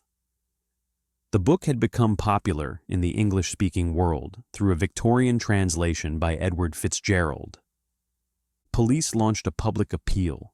Someone, somewhere, must have a copy of the Rubaiyat with the final page torn out. For weeks, nothing. Citizens brought forward their copies of the book. None matched. Then, in late July, a man using the pseudonym Ronald Francis walked into the Adelaide detective office with a story. Francis explained that on the morning after the body's discovery, either December 1st or shortly thereafter, he had gone to Somerton Beach with his brother-in-law. When they returned to their car, which had been parked near the beach with the windows rolled down, they found a copy of the Rubaiyat lying on the back seat. Neither man owned the book. They assumed someone had dropped it or left it by mistake. Francis had taken it home and forgotten about it until he read about the Tamam Shud clue in the newspaper. Detectives examined the book. The final page had been torn out. It was an exact match to the paper found in the dead man's pocket. This was the book. But the mystery only deepened when investigators examined it more closely under oblique lighting. On the back cover, someone had written in pencil. There was a local phone number.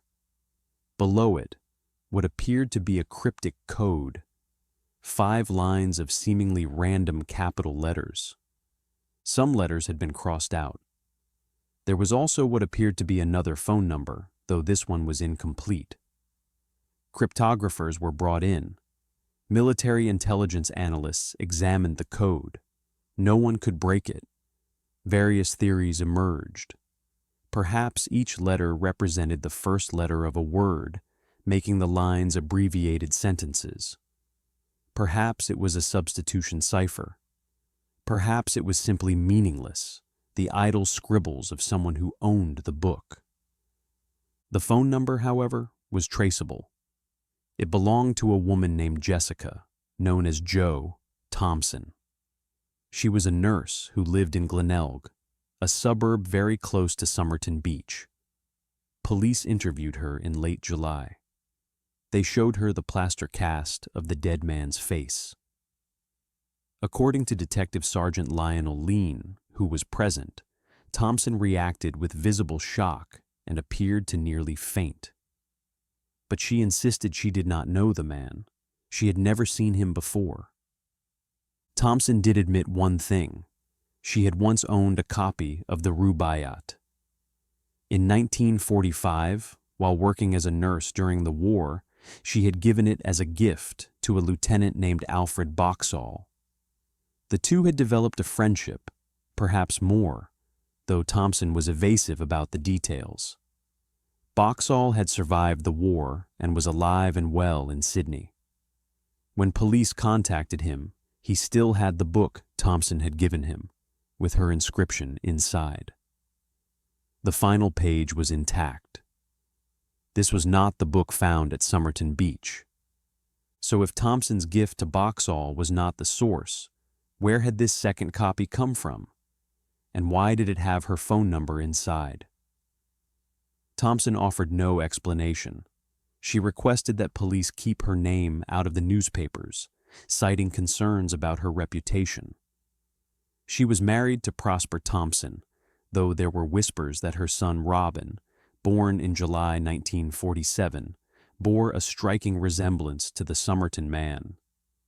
Some theorized that the dead man was Robin's father, come to Adelaide seeking Thompson, only to be rejected and choosing death. These suspicions would haunt Thompson for the rest of her life. In interviews decades later, those who knew her insisted she knew more than she admitted. Author and investigator Jerry Feltis spoke with her in 2002. He came away convinced she had known the dead man's identity, but had taken that secret to her grave when she passed away in 2007.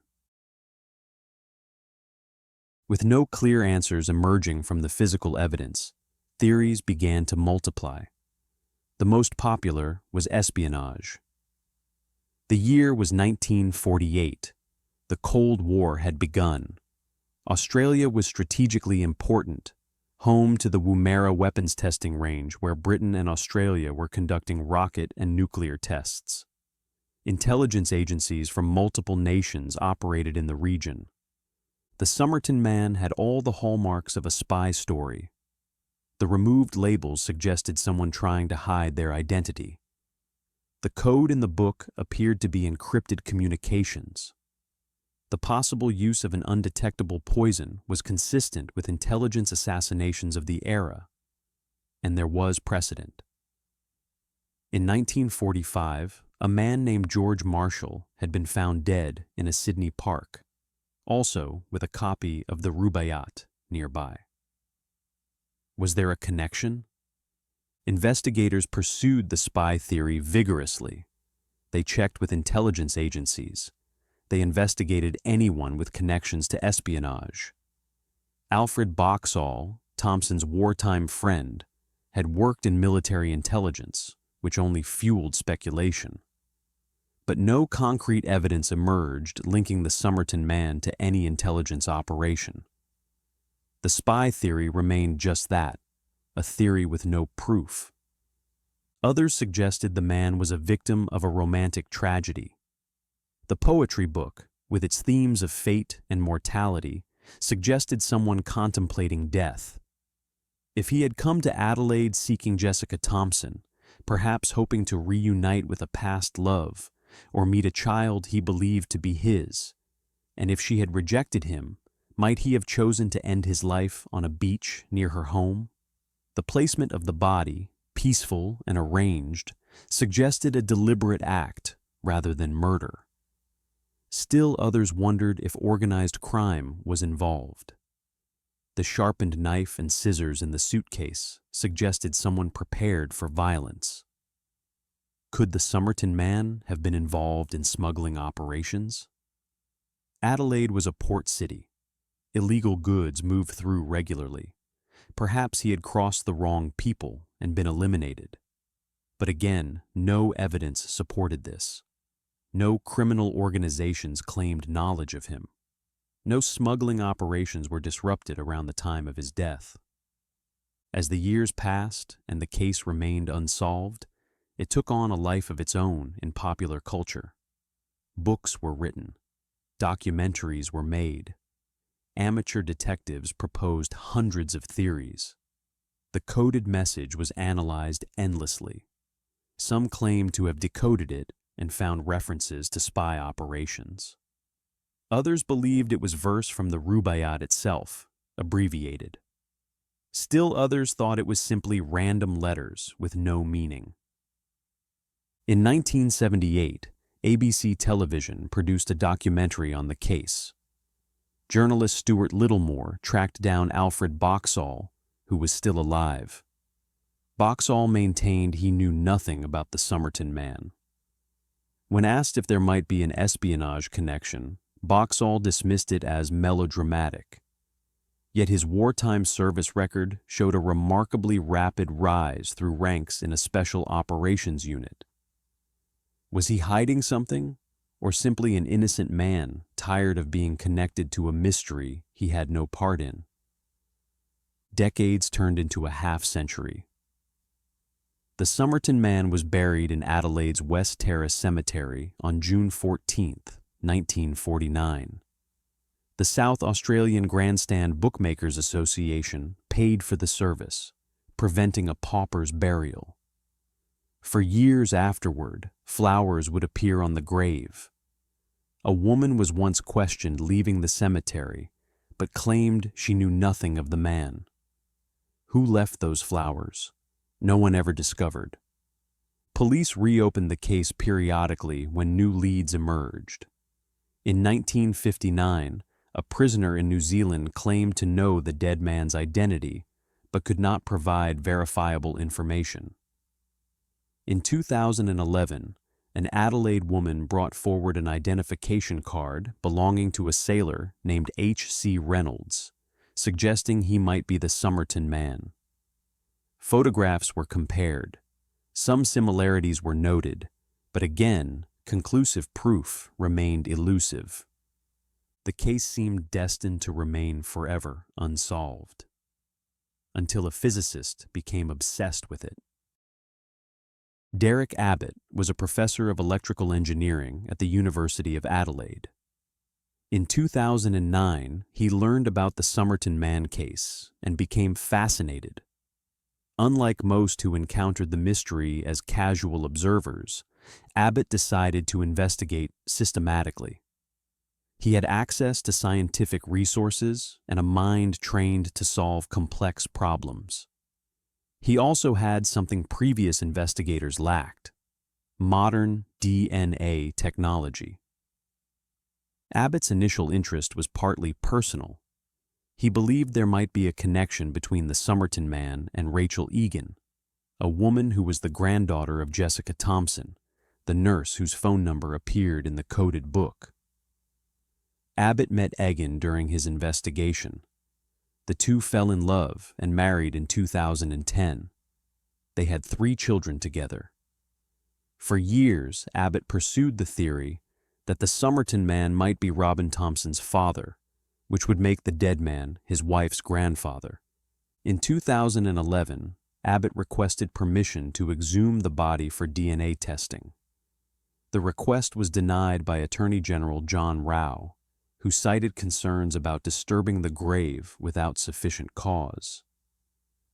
Abbott continued working with the resources available. He knew that hair samples had been taken during the original autopsy and were embedded in the plaster death mask held at the South Australia Police Museum. In 2017, police granted him access to these hairs. The hair was examined by the Australian Centre for Ancient DNA at the University of Adelaide.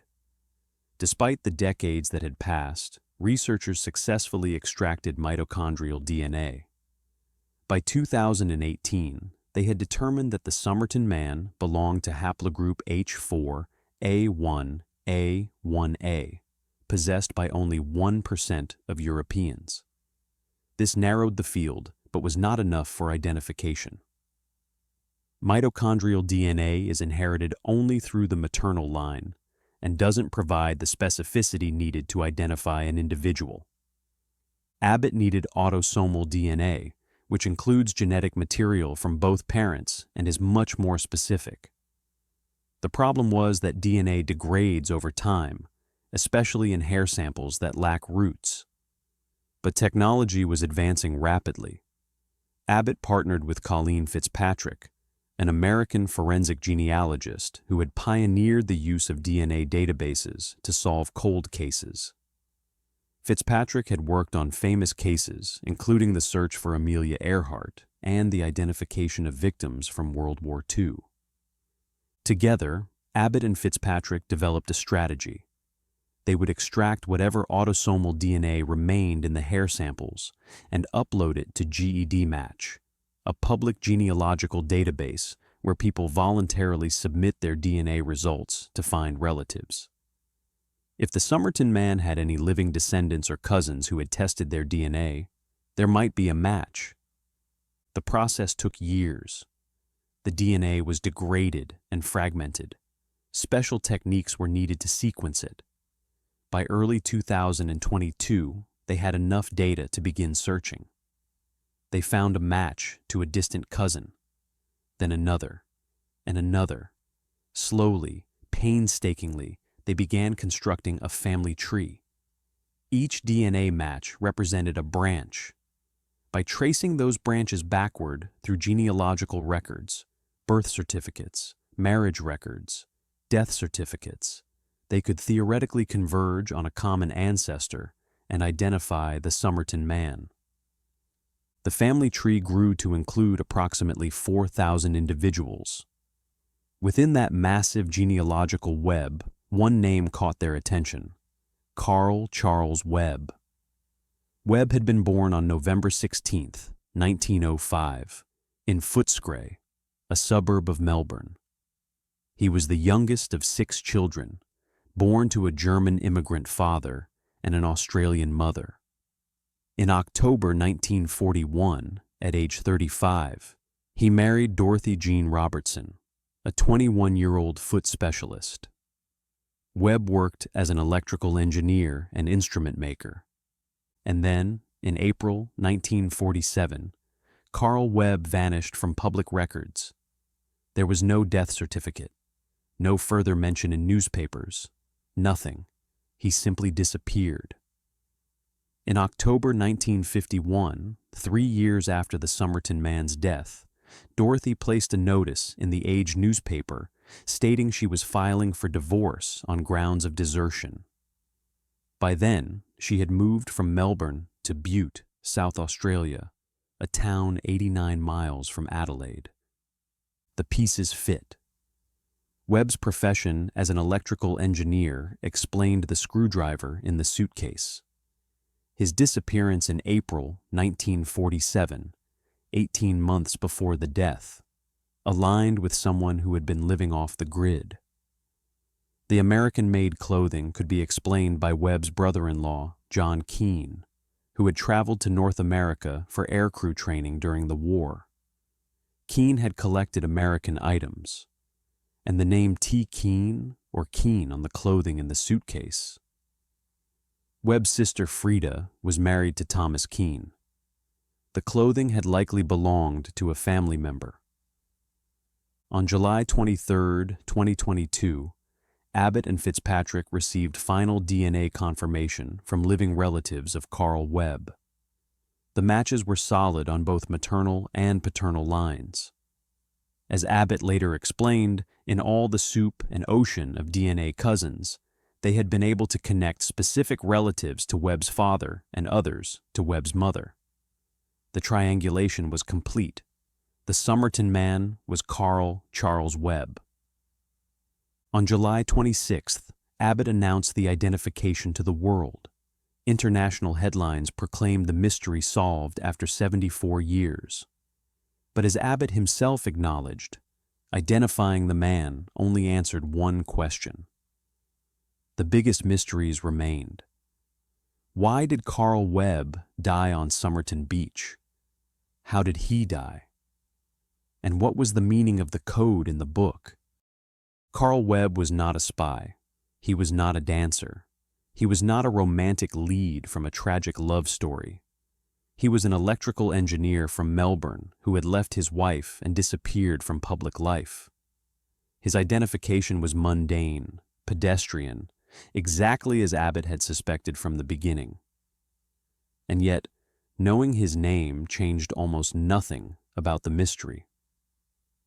The DNA testing also definitively disproved the theory that Robin Thompson was Webb's son. There was no genetic connection between Webb and the Thompson family. Abbott and his wife Rachel received this news with mixed emotions. Rachel had grown up wondering if the mysterious dead man might be her grandfather. Now they knew he was not.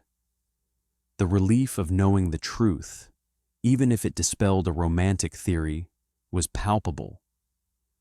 But if Webb was not Robin's father, what connection did he have to Jessica Thompson?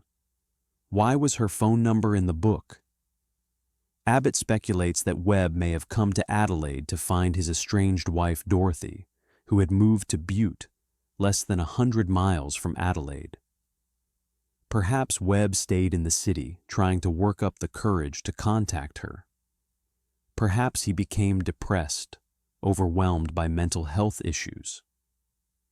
Abbott and Fitzpatrick discovered that Webb had lost 4 close family members in 7 years before his death, tragedies that may have contributed to severe depression. The autopsy findings support suicide by poisoning. The congestion in the blood vessels, the enlarged spleen, the lack of trauma or struggle all suggest Webb ingested something toxic voluntarily. But what poison, and where did he obtain it? These questions remain unanswered. Digitalis, derived from foxglove plants, was suggested as a possibility. It causes symptoms consistent with the autopsy findings and was available in 1948. But no definitive evidence exists. The coded message in the book remains undeciphered. Was it actually a code, or simply random letters that investigators and amateur sleuths have read too much meaning into? Some experts now believe the letters may have been trial marks, practice writing, or abbreviations of names from Webb's life. Without context, without knowing what Webb intended, the code may be unbreakable. And what of the Tamam Shud paper? The final words of the Rubaiyat, "It is finished," suggest someone contemplating death. Did Webb tear that page from the book as a symbolic gesture? Was he communicating that his life was over, that he had reached his end? The romantic, poetic nature of the act seems at odds with what we know of Webb's practical engineering background. But grief and depression can transform people. Perhaps in his final days, Webb found solace in poetry. In 2021, after Abbott's identification was announced but not yet officially verified, the South Australian government finally approved exhumation of the body. Authorities wanted to extract DNA directly from Webb's remains to confirm Abbott's findings. The exhumation took place, samples were taken.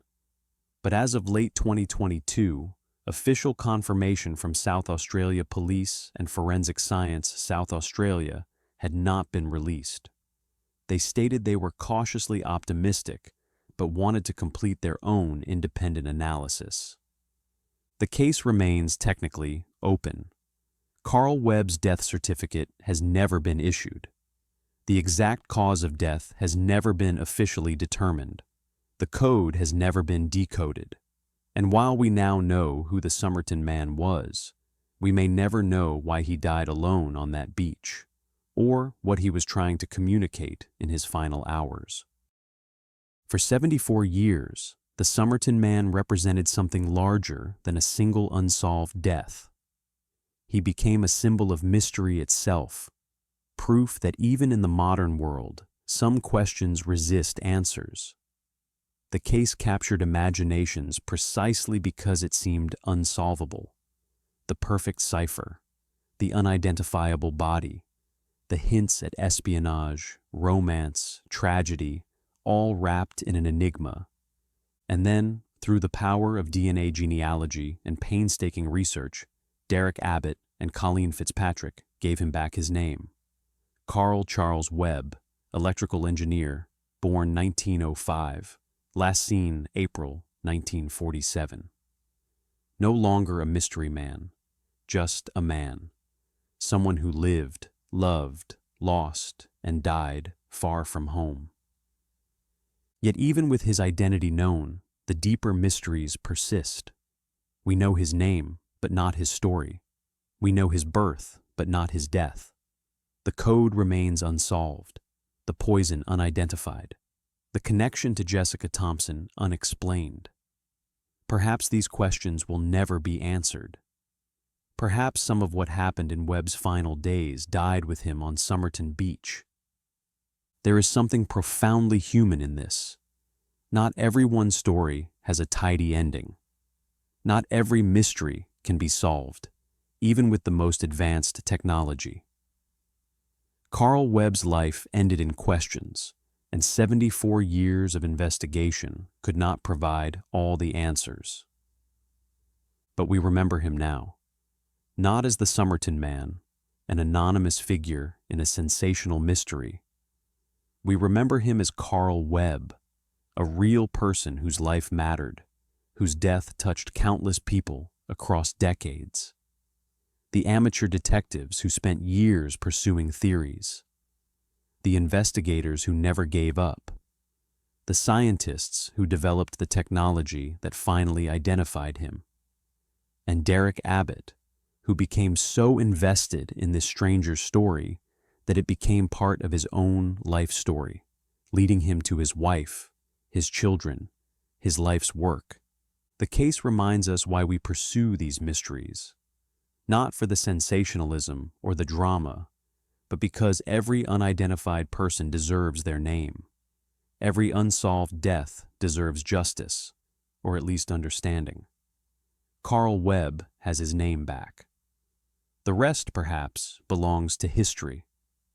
The unanswered questions, the coded messages, the theories and speculations will likely continue for generations. And somewhere in Adelaide, on a simple grave marker in West Terrace Cemetery, the inscription can finally be updated. The Somerton man, also known as Carl Charles Webb, identity unknown for 70 years, now known, yet still mysterious, remembered, his story told.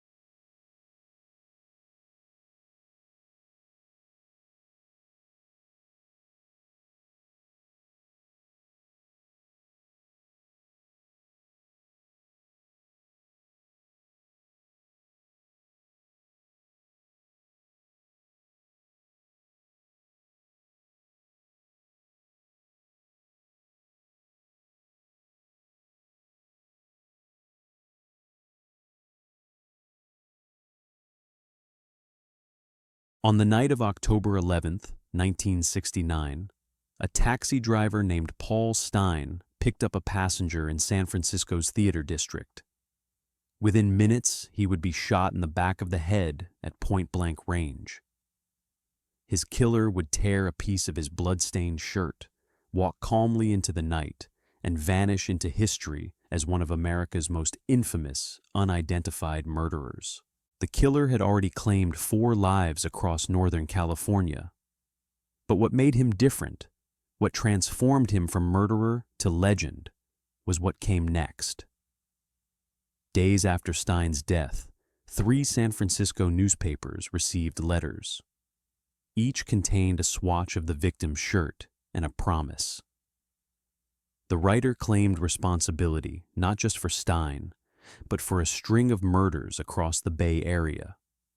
He threatened to kill again, to shoot children on a school bus, to become what he called a collector of slaves for the afterlife. And he signed his letters with a symbol that would become synonymous with terror, a circle with a cross through it, like the crosshairs of a gun sight. This was 1969. America was bleeding. The Vietnam War raged overseas. The Manson family had just shattered the summer of love with brutal murders in Los Angeles. And now, in the fog-shrouded hills of San Francisco, a new kind of killer had emerged. One who didn't just kill, but played games. One who sent ciphers and codes to newspapers, daring police to catch him. One who called himself Zodiac. This is the story of 5 confirmed murders, dozens of theories, and one inescapable truth. Despite 56 years of investigation, despite thousands of suspects, despite advances in DNA technology and code breaking that seemed impossible in 1969, we are no closer to knowing who the Zodiac killer really was. This is the story of why his identity will never be known. To understand how one man could terrorize an entire region and disappear without a trace, we have to go back to a cold December night in 1968, to a lonely road outside a small town called Benicia, where 2 teenagers went on their first date and never came home. December 20th, 1968. Lake Herman Road stretched dark and empty through the hills east of San Francisco Bay. It was the kind of place young couples went to be alone, far from the eyes of parents and neighbors. That night, 17-year-old David Faraday took 16-year-old Betty Lou Jensen there in his mother's station wagon. David was a straight-A student, president of his high school class, bound for college. Betty Lou was a cheerleader, popular and bright, with her whole life ahead of her. They had known each other for years, but were just beginning to date. The night was cold and clear, and they parked at a gravel turnout overlooking the water, talking and listening to the radio. Just before 11, another car pulled up behind them. The driver got out and approached. What happened next remains unclear, but the evidence tells a brutal story. David and Betty Lou never had a chance to drive away. The killer shot David in the head while he was still behind the wheel.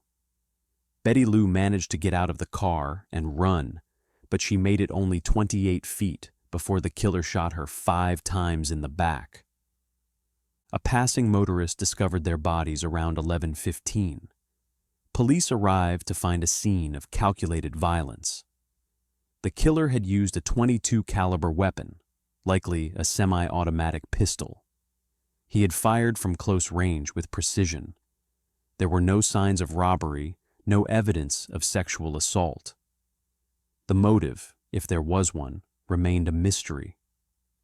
Investigators from the Solano County Sheriff's Department worked the case for months.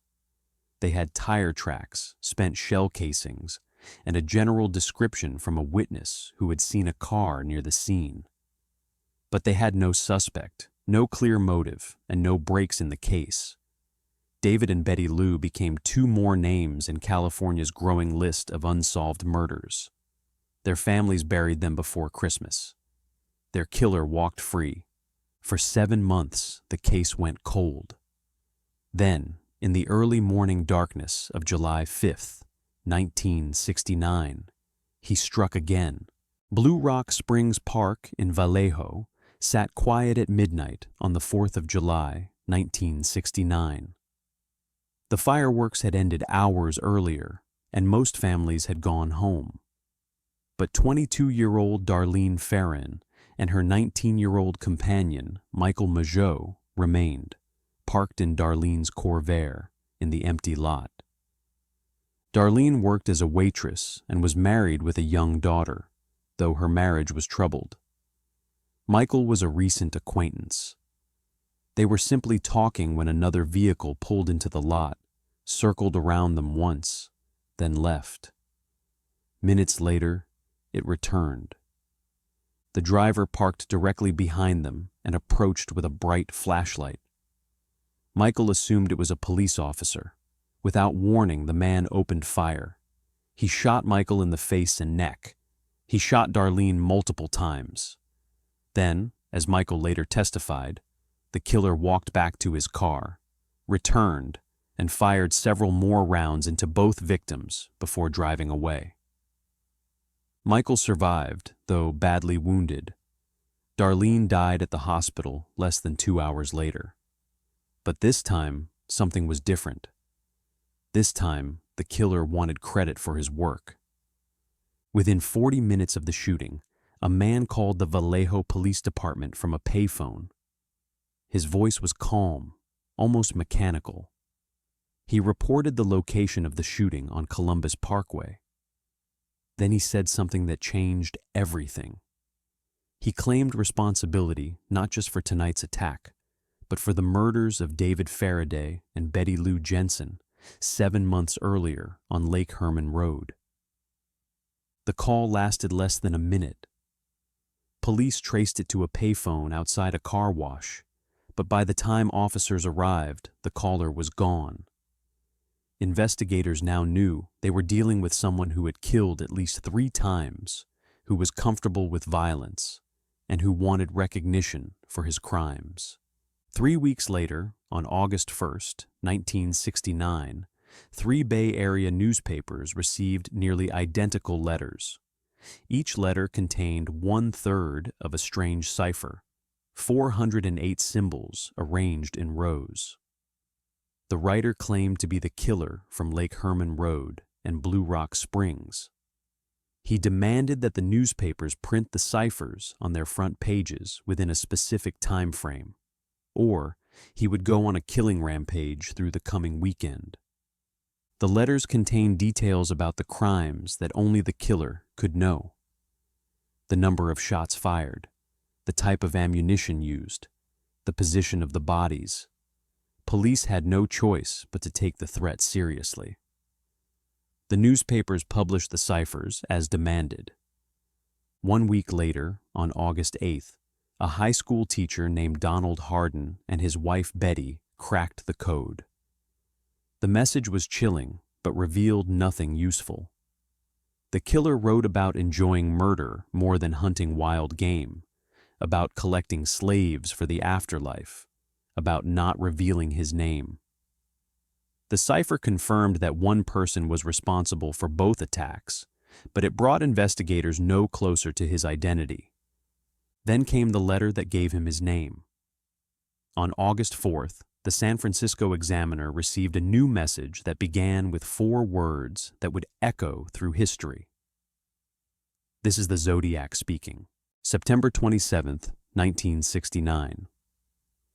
Lake Berryessa, a reservoir in Napa County about 70 miles north of San Francisco, offered miles of quiet shoreline, perfect for hiking and picnicking. College students Brian Hartnell and Cecilia Shepard spent that afternoon relaxing near the water, enjoying the late summer weather. Around 4:30 in the afternoon, they noticed a man watching them from across a field. He disappeared into the trees, then emerged minutes later wearing a bizarre costume. He had fashioned a hood over his head with a white circle and crosshair symbol painted on the front, the same symbol that had appeared in the zodiac letters. He carried a gun and a length of white clothesline rope. Brian later described the encounter in detail. The man approached claiming to be an escaped convict who needed their car. His voice was monotone, almost rehearsed. He ordered Cecilia to tie up Brian. Then he bound both of them with the rope he had brought. Brian tried to keep him talking, tried to keep things calm, tried to find a way out of the situation. Without warning, without any provocation, the man pulled out a knife and began stabbing. He stabbed Brian 6 times at the back. He stabbed Cecilia 10 times, repeatedly plunging the knife into her back and abdomen. Then, as Brian later recounted, the man simply walked away, moving methodically toward the road. But he wasn't finished. Before leaving the area, the killer approached Brian's white Carmen Ghia and used a black felt-tip pen to write on the car door. He drew his circular symbol with crosshairs. Beneath it, he listed the dates and locations of his confirmed attacks. Vallejo, December 20th, 1968. July 4th, 1969. September 27th, 1969, by knife. A fisherman heard the victim's screams and called for help. Park rangers arrived to find Brian conscious and able to speak. Cecilia had also survived the initial attack and gave a detailed description of their assailant before losing consciousness. She described him as a white male, approximately 5 feet 8 inches to 6 feet tall, with a heavy build and dark brown hair. She mentioned his unusual costume and the methodical way he had carried out the attack. Brian survived his wounds. Cecilia died 2 days later at the hospital without regaining consciousness. She was 22 years old, a student at Pacific Union College with plans to become a teacher. Shortly after the attack, the killer called the Napa County Sheriff's Office from a payphone to report the crime, ensuring that help would arrive for his victims. Then he disappeared into the growing fog of his own legend. Within weeks, he would kill again, and this time, there would be witnesses who saw his face. October 11th, 1969.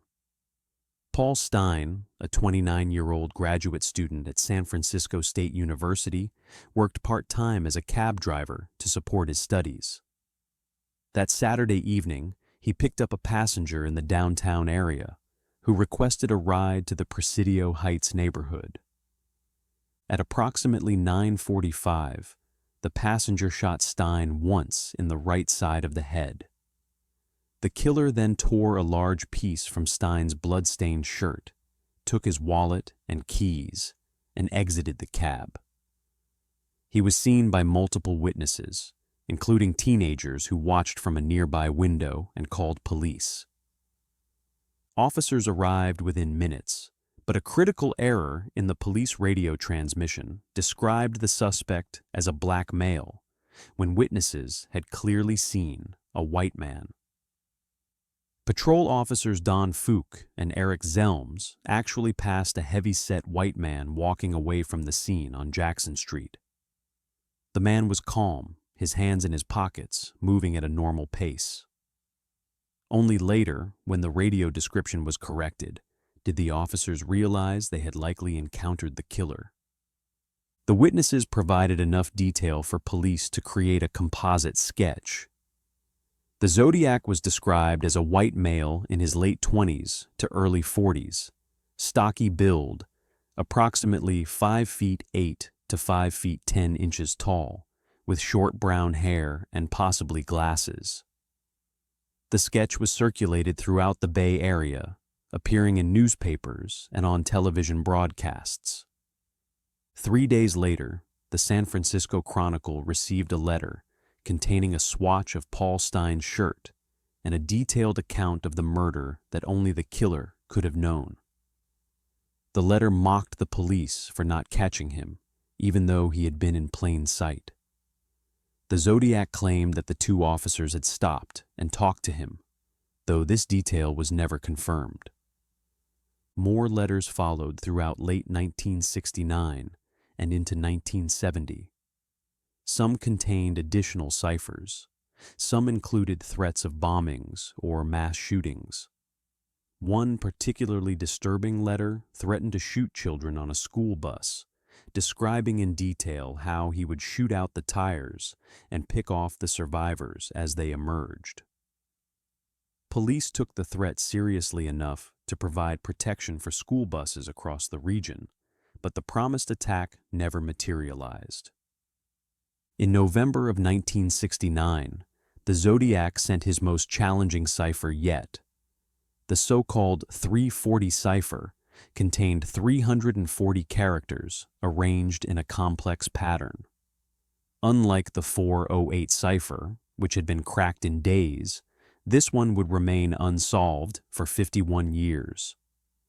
Meanwhile, investigators pursued thousands of leads. They interviewed suspects, analyzed handwriting samples, compared fingerprints from the Stein cab to every viable candidate.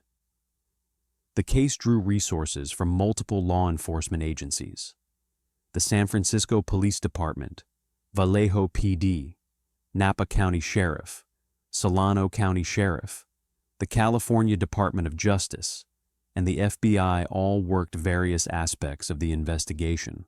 One name kept surfacing: Arthur Lee Allen, a former elementary school teacher from Vallejo, first came to police attention in October of 1969 when a friend reported disturbing conversations they had shared. Allen had allegedly talked about hunting people, about wanting to call himself Zodiac, about taunting police with letters. He wore a Zodiac brand wristwatch with the same crosshair symbol that appeared in the killer's letters. Police interviewed Allen multiple times over the years. In 1991, surviving victim Michael Mageau identified Allen from a photo lineup as the man who shot him and Darlene Ferrin at Blue Rock Springs. Investigators executed search warrants at Allen's home, seizing weapons, writings, and other evidence. The circumstantial case against him seemed overwhelming, but the physical evidence never matched. Allen's fingerprints did not match partial prints found in Paul Stein's cab. His handwriting, according to multiple experts, bore no resemblance to the distinctive printing in the Zodiac letters. His DNA, extracted from sealed envelopes years later, did not match DNA found on the stamps of Zodiac letters. Every time investigators thought they had their man, the forensic evidence pushed them back to square one. Arthur Lee Allen died of a heart attack on August 26, 1992. He was 58 years old. He maintained his innocence until the end. The Zodiac case remained open. The letters stopped coming after 1974. The last confirmed Zodiac communication was a letter to the San Francisco Chronicle in which he claimed 37 victims total. Police could only confirm 5 deaths directly linked to the Zodiac, with 2 survivors. The discrepancy has fueled decades of speculation about additional victims that were never connected to the case. In the years that followed, the investigation never truly went cold. New detectives inherited the case files. Amateur sleuths and true crime enthusiasts pored over every detail, developing their own theories and suspects. Books were written. Documentaries were filmed.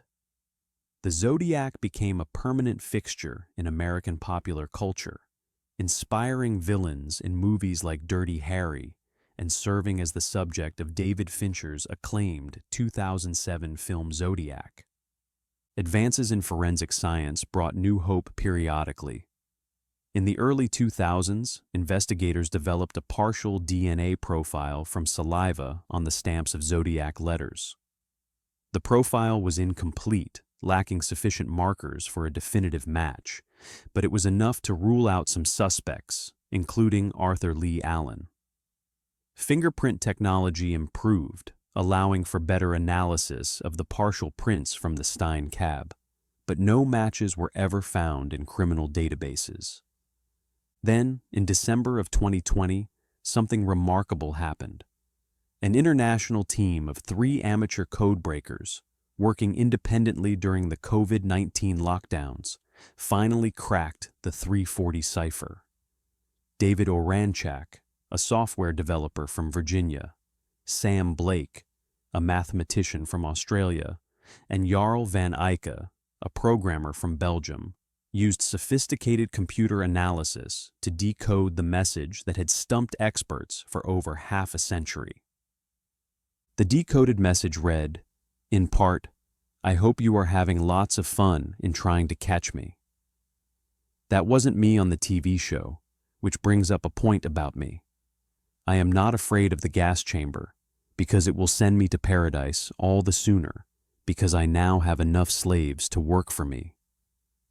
The message referenced a caller to a San Francisco television show who had claimed to be the Zodiac just 2 weeks before the cipher was mailed, a caller police had ruled out as a hoax. The solution was verified by the FBI, but it brought investigators no closer to identifying the killer. The cipher revealed his mindset, his arrogance, his bizarre philosophy about death and slavery in the afterlife. But it contained no name, no confession, no useful lead. It was one more taunt from beyond the grave of time. Other suspects have emerged over the decades. Earl Van Best Jr., identified by his own son in a 2014 book. Gary Francis Post, named by a group called the Case Breakers in 2021. Lawrence Kane, Richard Gaikowski, Ross Sullivan. Each new suspect generates headlines, renewed interest, vigorous debate among researchers. Each time, the hard evidence fails to support a definitive conclusion. The fundamental problem remains unchanged. The Zodiac was meticulous. He left minimal physical evidence. He likely wore gloves during the attacks. He avoided leaving clear fingerprints. The partial DNA profile from the letter stamps may not even be his, could have come from postal workers or newspaper employees who handled the mail. The handwriting samples could have been disguised. The eyewitness descriptions, while helpful, varied slightly in details and were based on brief sightings under stressful conditions. In 2024, a Netflix documentary series titled "This is the Zodiac Speaking" featured members of the Seawater family who had known Arthur Lee Allen in the 1960s. The siblings alleged that Allen had taken them on trips to locations where Zodiac victims were later found, that he had drugged them as children, that he had confessed to being the Zodiac shortly before his death in 1992. The documentary reignited public interest in Allen as a suspect, but it did not change the fundamental reality. Allen died over 30 years ago without being charged, and the forensic evidence still does not support his identification as the killer. The case remains officially open in San Francisco, Vallejo, Napa County, and with the FBI. Detectives still receive tips, still follow leads when credible new information emerges. But with each passing year, the likelihood of a definitive solution diminishes. The Zodiac, if he is still alive, would be in his 80s or 90s now. More likely, he has been dead for years, taking his secret to the grave. Why will the Zodiac killer's identity never be known? The answer lies not in a single factor, but in a constellation of circumstances that have proven insurmountable. He operated in an era before modern forensic technology, before DNA databases and genealogical matching, before security cameras and cell phone tracking, before the interconnected digital systems that make it nearly impossible for a serial killer to operate undetected today. The Zodiac had the advantage of timing, striking at a moment when law enforcement tools were limited and forensic science was in its infancy. He was intelligent and careful. He varied his methods and locations. He wore gloves or was meticulous about not leaving clear fingerprints. He may have disguised his handwriting. He stopped killing, or at least stopped claiming credit, at a time when he could have continued. Many serial killers are caught because they cannot stop, because their compulsion drives them to take greater risks. The Zodiac, whatever his true motivation, possessed the discipline to walk away. The passage of time has erased what few physical traces might have led to his identification. Potential witnesses have died. Memories have faded. Physical evidence has degraded. The original investigators, the men and women who worked the case when it was fresh, have retired or passed away, taking with them institutional knowledge and insights that can never be fully recovered. But perhaps most frustratingly, the Zodiac may have hidden in plain sight. He may have been interviewed and dismissed. He may have been in the database of suspects that grew to include over 2,500 names. He may have died years ago, his death noted in some newspaper obituary, his connection to the crimes never suspected by those who knew him. Behind the mystery and the endless speculation, we must remember the human cost. David Faraday was 17. Betty Lou Jensen was 16. Darlene Ferrin was 22. Cecilia Shepard was 22. Paul Stein was 29. They had families who loved them, dreams that will never be realized, lives cut short by violence. Brian Hartnell and Michael Mageau survived, but carry the trauma of their experiences to this day. The families of the victims have lived with unanswered questions for over 5 decades.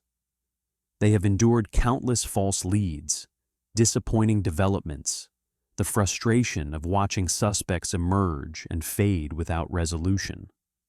For them, the Zodiac is not a fascinating puzzle or a subject of morbid entertainment.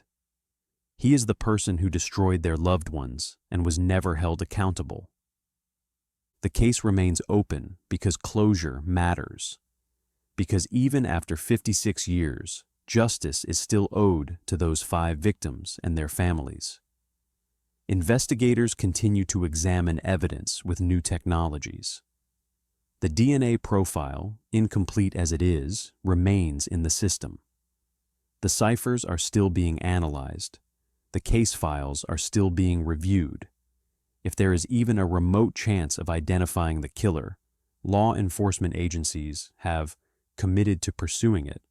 But the realistic assessment, the one that investigators privately acknowledge, is that the Zodiac killer will likely remain unidentified. The perfect storm of his intelligence, his caution, his timing, and the limitations of the era have created a mystery that may genuinely be unsolvable. Not every question has an answer. Not every case can be closed. Sometimes, despite our best efforts and our most advanced technology, the truth remains just beyond our reach. The Zodiac killer wanted to be remembered. In that terrible way, he succeeded.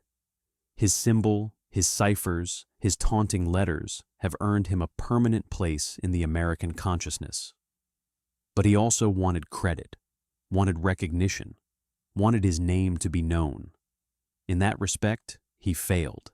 He remains a cipher himself, a blank space where a human being should be, known only by the fear he created and the lives he destroyed. The case that defined an era of American true crime remains what it has always been: a mystery, a tragedy, and a reminder that some questions may never be answered. On January 15, 1974, 4 members of the Otero family were found dead in their Wichita, Kansas home. The father, mother, and 2 of their children had been bound and strangled. The killer had cut the phone lines, entered through the back door, and spent hours in that house.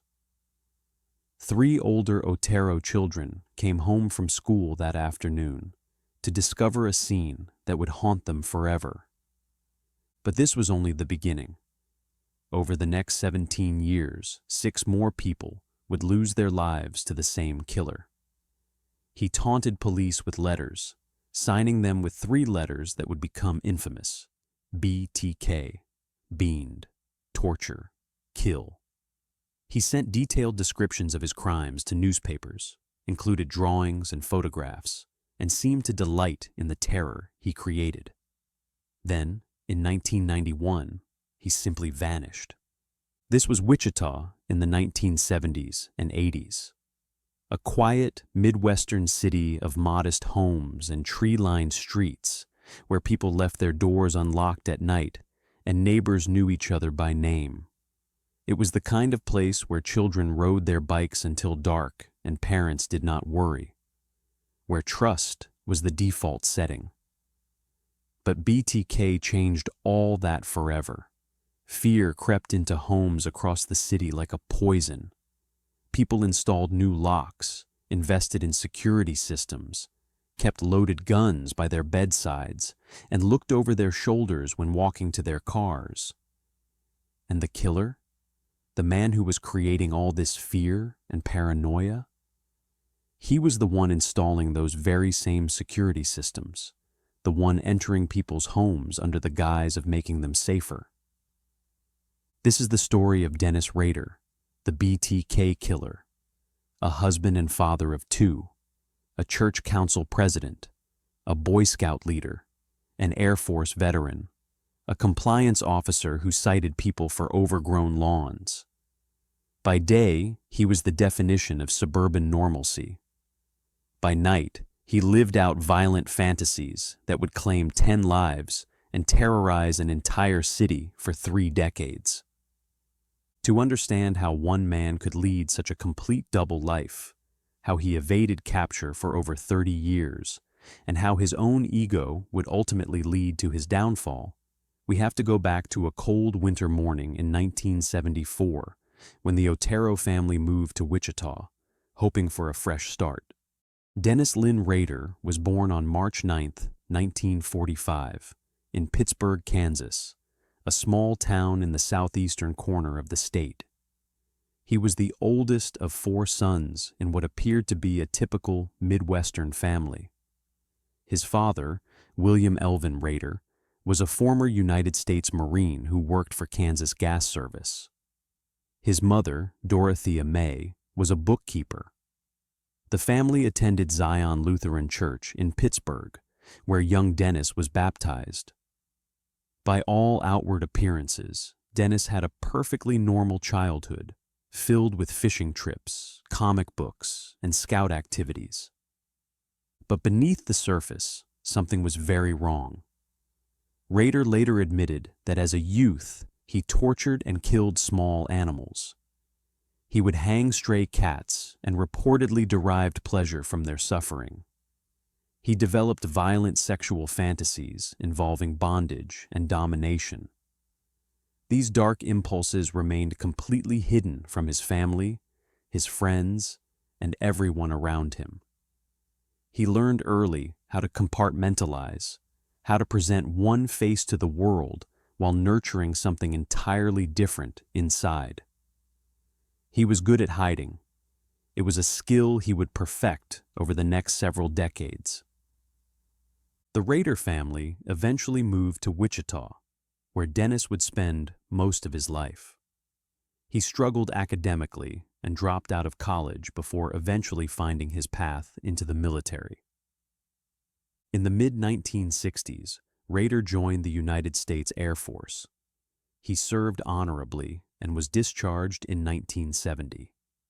He returned to Wichita, where he briefly worked as an assembler for the Coleman Company, a camping equipment manufacturer.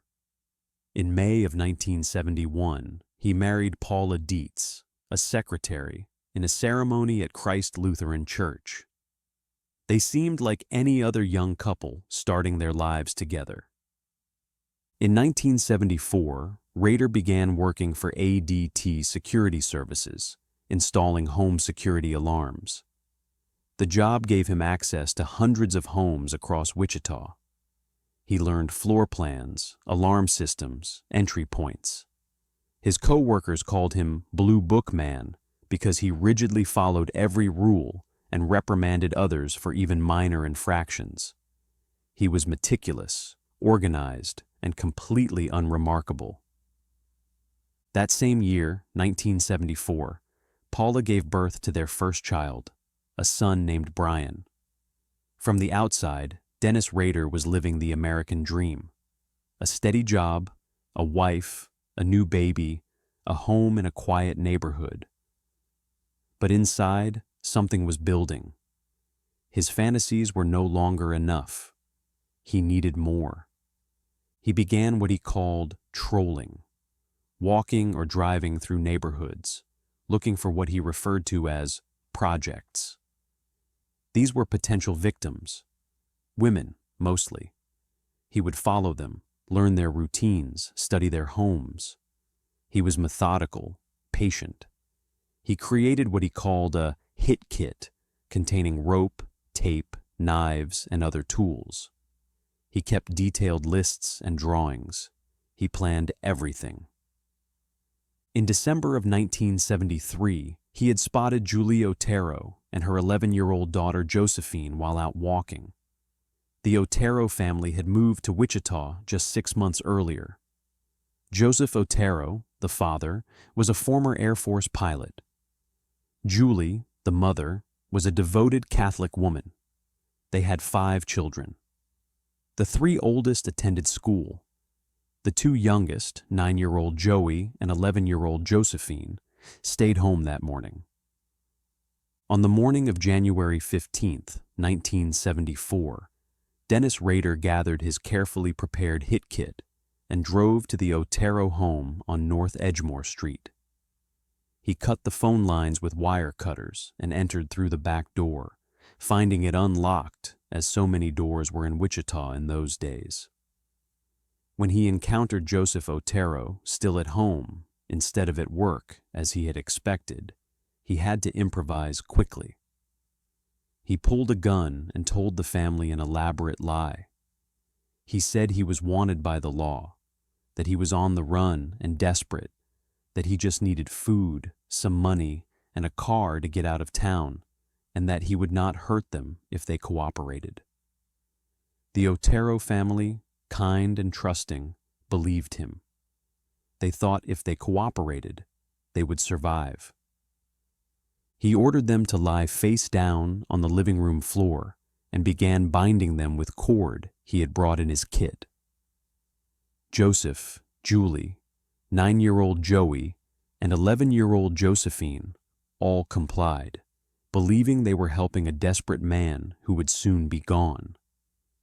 Only when Rader started to strangle Joseph Otero did the family realize they had been terribly, fatally deceived.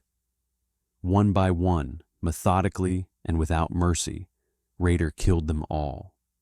Joseph first, then Julie, who he had to strangle twice because he was inexperienced and uncertain. Young Joey was next, and finally, 11-year-old Josephine, who he forced down to the basement, placed a noose around her neck, and hanged from a pipe. Before he left the house, he took items as souvenirs to remember this day: a watch, a radio, personal belongings. Then he calmly drove away in the family car, abandoning it in a supermarket parking lot and throwing the keys onto the roof of a nearby building. That afternoon, around 3:30, 15-year-old Charlie Otero and his siblings Danny and Carmen came home from school, expecting a normal day. What they discovered when they walked through the door would shatter their lives forever, would change them in ways that could never be undone. Charlie later described the moment as having his heart physically ripped from his chest, leaving a wound that would never fully heal. 3 months passed after the Otero murders. Wichita police had no solid leads. The crime scene had been meticulously processed, evidence had been collected and cataloged, but the killer had left frustratingly little behind that could identify him. Detectives interviewed hundreds of people. They followed every tip, no matter how unlikely. But nothing led them closer to the killer. Then, on April 4th, 1974, he struck again. Catherine Bright was a 21-year-old woman who worked at the Coleman Company, the same place where Rader had briefly been employed. On that April afternoon, Rader broke into her home and was waiting when Catherine arrived with her 19-year-old brother, Kevin. Rader forced them both at gunpoint, binding them with rope. But this time, something went wrong. Kevin Bright fought back. During the struggle, Rader shot Kevin in the face, but Kevin survived and managed to escape to get help. Meanwhile, Rader turned on Catherine. She did not survive the attack. Kevin Bright's survival meant that police now had an eyewitness, a description, but it still was not enough to identify the killer. 9 months after the Otero murders, in October of 1974, an anonymous phone call was placed to the Wichita Eagle newspaper. The caller's voice was calm, almost casual, as he directed them to a specific mechanical engineering textbook in the public library.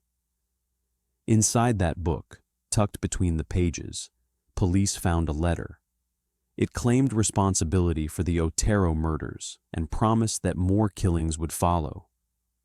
The letter contained details about the crime scene that had never been released to the public, details that only the killer could have known, confirming beyond doubt that this was authentic. This was the beginning of BTK's correspondence with authorities and the media. In that first letter, he had given himself a name. He explained what the letter stood for in chilling detail. Bind them, torture them, kill them, BTK. He wrote that he had done this before and would do it again. He seemed to relish the attention, the fear he was creating, the power he held over an entire city. This was not just about the killings themselves. This was about recognition, about being known, about proving he was smarter than everyone trying to catch him. For the next 3 years, BTK continued his hunt through the neighborhoods of Wichita. On March 17, 1977, he killed Shirley Vian, a 24-year-old mother of 3 young children. In an act of calculated cruelty, he locked her children in a bathroom, telling them to be quiet and stay put before strangling their mother in another room. On December 8, 1977, just 2 days after her 21st birthday, he killed Nancy Fox in her apartment. After Nancy's death, Rader called the police from a payphone, his voice calm and matter-of-fact as he directed them to the crime scene and admitted he was responsible for her death. Wichita was gripped by paralyzing fear, unlike anything the city had experienced before. Women installed multiple deadbolts on their doors and windows. Gun sales increased dramatically across the city. People stopped answering their doors to strangers. Neighborhood watch programs formed almost overnight. Parents walked their children to school. The police department was overwhelmed with tips and worked around the clock. But despite their best efforts, they seemed no closer to catching him. BTK was always one step ahead. He knew police procedures inside and out. He understood forensics and how to avoid leaving evidence. Some investigators began to speculate that he might have formal training in criminal justice, that he might even be studying the very techniques being used to hunt him. Then, in 1979, after Nancy Fox's murder, the letters stopped. The killing stopped. BTK went silent. Police waited for the next victim, the next letter, but nothing came. Days turned into weeks, weeks into months, months into years. The case grew cold. While Wichita held its collective breath and waited for the next attack, Dennis Rader continued living his meticulously normal life. In 1978, his daughter Carrie was born, completing his family. He was now a father of 2 children who would grow up knowing nothing of their father's dark secret. He attended church every Sunday at Christ Lutheran Church, where he not only served on the congregation council, but eventually became its president. He helped lead his son's Cub Scout troop, taking boys on camping trips and teaching them skills. Neighbors knew him as quiet, helpful, perhaps a bit rigid and overly particular about rules, but certainly not someone to fear, certainly not a monster. In 1979, Rader graduated from Wichita State University with a degree in administration of justice. He had spent years studying criminal justice, learning about forensics and investigative techniques, all while actively committing the very crimes he was studying how to solve. The same year he graduated, he began transitioning away from ADT security services, eventually leaving the company in 1988. In 1991, he took a position as a compliance officer for Park City, Kansas, a small suburb just north of Wichita. As a compliance officer, Rader was notorious throughout Park City for his strict, almost obsessive enforcement of city ordinances. He measured grass height with a ruler, issuing citations if lawns exceeded the allowed length by even a fraction of an inch. He took photographs of minor infractions and created detailed reports. He was aggressive in his approach, sometimes confrontational, and seemed to take genuine pleasure in wielding even the smallest amount of authority over others. People in Park City knew him as difficult, petty, and hard to deal with. But no one suspected that this nitpicking bureaucrat was capable of murder. But BTK had not stopped. The silence from 1979 did not mean he had stopped killing. During his so-called cooling off period, Rader continued to feed his obsession in other ways. He took photographs of himself wearing women's clothing and bondage gear, posing as his victims. He kept detailed journals, drawings, and records of his crimes. He fantasized about future victims. And then he killed again. In April of 1985, he murdered Maureen Hedge, a 53-year-old neighbor who lived just a few houses away from him. In September of 1986, he strangled 28-year-old Vicky Wegerle in her home while her 2-year-old son was present. The child was not harmed, but for years this murder was not definitively linked to BTK. On January 19, 1991, Rader abducted 62-year-old Dolores Davis from her home. Her body was found 13 days later under a bridge. She had been strangled, her body positioned in a specific way. This would be his last known victim. After 1991, BTK went silent again, but this time the silence would last 13 years. Investigators assumed he was either dead, imprisoned for another crime, or had found some other outlet for his violent urges. The case files gathered dust, families grieved without answers, and Dennis Rader went about his life, raising his children, working his job, attending church. In 2004, a local newspaper ran a feature story marking the 30th anniversary of the Otero murders. The headline read, "BTK Case Unsolved, 30 Years Later." The article speculated that the killer was likely dead or in prison. Dennis Rader read that article at his desk in the Park City Compliance Office. He later admitted he was kind of bored and decided it was time to remind everyone that BTK was still out there. In March of 2004, the Wichita Eagle received a letter from someone calling himself Bill Thomas Kilman. The letter claimed responsibility for the Vicki Wegerle murder from 1986. Enclosed were photographs of the crime scene and a photocopy of Vicki's driver's license, which had been stolen at the time of her death. Police immediately formed a task force. Lieutenant Ken Landwehr, a veteran detective who had worked the original cases, led the investigation. The BTK task force included members of the Wichita Police Department, the Kansas Bureau of Investigation, and the FBI. They knew they were dealing with someone who craved attention and recognition. Over the next year, BTK sent multiple communications to various media outlets and law enforcement agencies. He left packages carefully taped to stop signs at specific intersections around Wichita. He dropped items wrapped in plastic bags into library return slots after hours. He mailed materials directly to television stations with specific instructions for how they should cover his story. Each communication contained more evidence, more details about the crimes, more taunting messages designed to prove his superiority. He sent chapter headings for a proposed book he wanted to write called The BTK Story. He included disturbing drawings that depicted his crimes. He sent photographs of himself in bondage poses. He was showing off, proving that he was still out there, still smarter than everyone trying to catch him.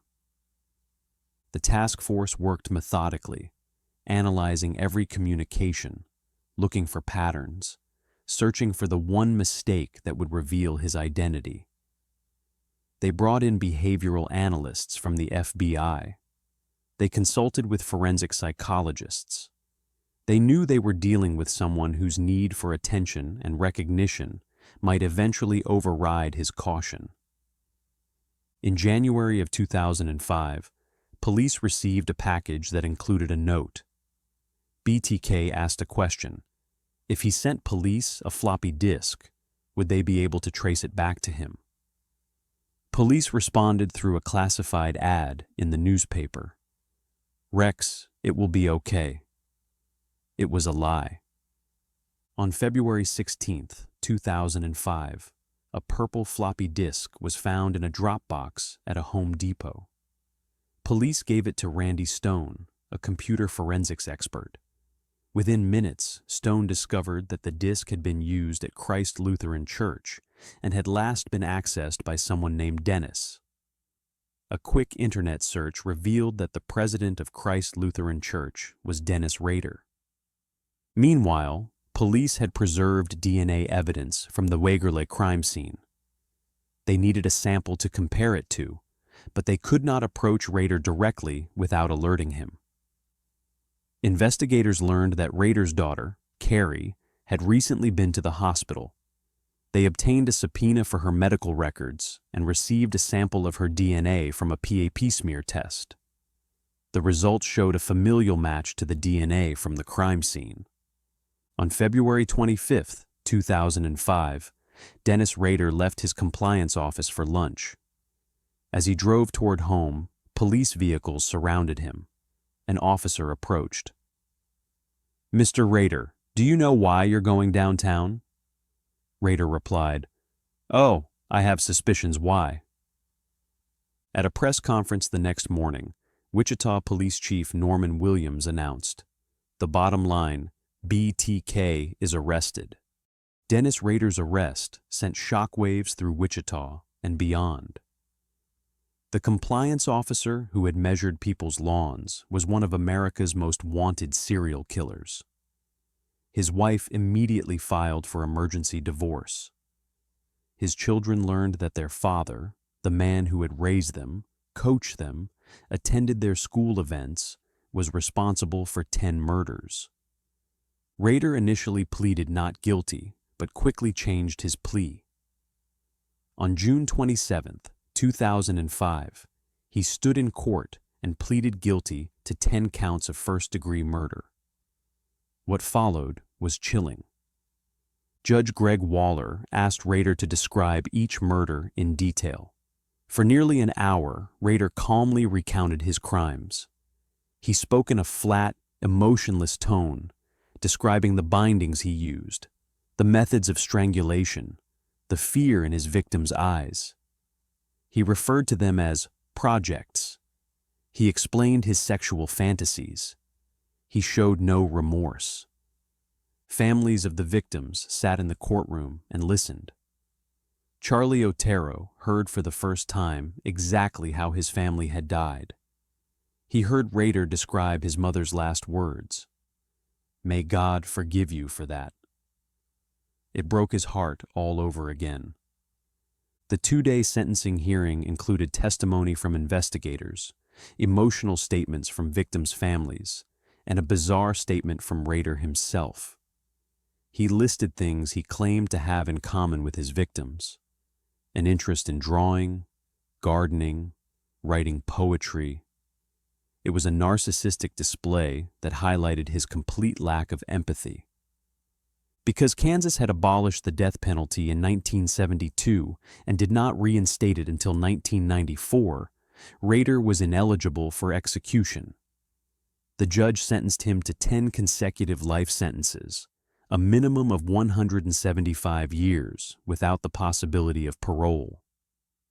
Dennis Rader was transported to the El Dorado Correctional Facility in Butler County, Kansas, where he remains today. He is now 79 years old. In 2019, his daughter Carrie published a book about her experience titled "A Serial Killer's Daughter: My Story of Faith, Love, and Overcoming." She has publicly stated that she has forgiven her father, but still struggles to reconcile the man who raised her with the monster he truly was. In recent years, investigators have examined Rader's drawings and writings for potential links to other unsolved cases. In 2023, authorities in Oklahoma named him as a prime suspect in the disappearance of a 16-year-old girl who went missing in 1976, though this has not been conclusively proven. Rader's daughter believes her father likely committed more than 10 murders.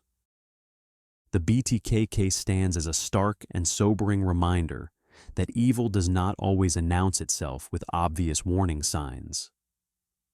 Dennis Rader was not the stereotypical monster lurking in the shadows of dark alleys. He was not the outsider, the drifter, the obvious suspect. He was the neighbor who waved pleasantly from his front lawn while mowing in precise rows.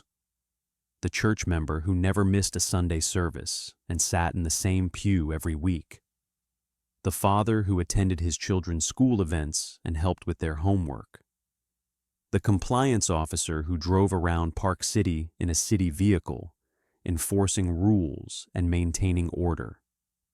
He hid in plain sight for over 30 years, protected by the absolute normalcy and ordinariness of his everyday life. His family, his co-workers, his neighbors, the people who saw him every single day, had no idea. The investigation that finally caught him was a masterclass in patience, strategy, and psychological manipulation.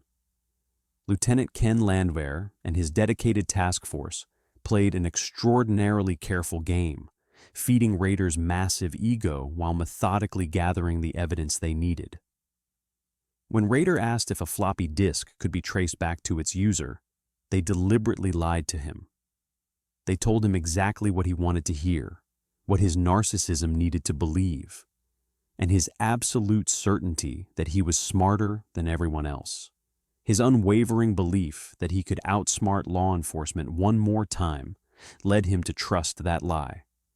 That single decision would be his downfall. 10 families lost loved ones to BTK: Joseph, Julie, Joey, and Josephine Otero, Catherine Bright, Shirley Vian, Nancy Fox, Maureen Hedge, Vicki Wegerle, Dolores Davis. Behind each name is a life cut short, a family forever changed, a community forever scarred. They deserve to be remembered not for how they died, but for how they lived. The BTK case changed how law enforcement approaches cold cases.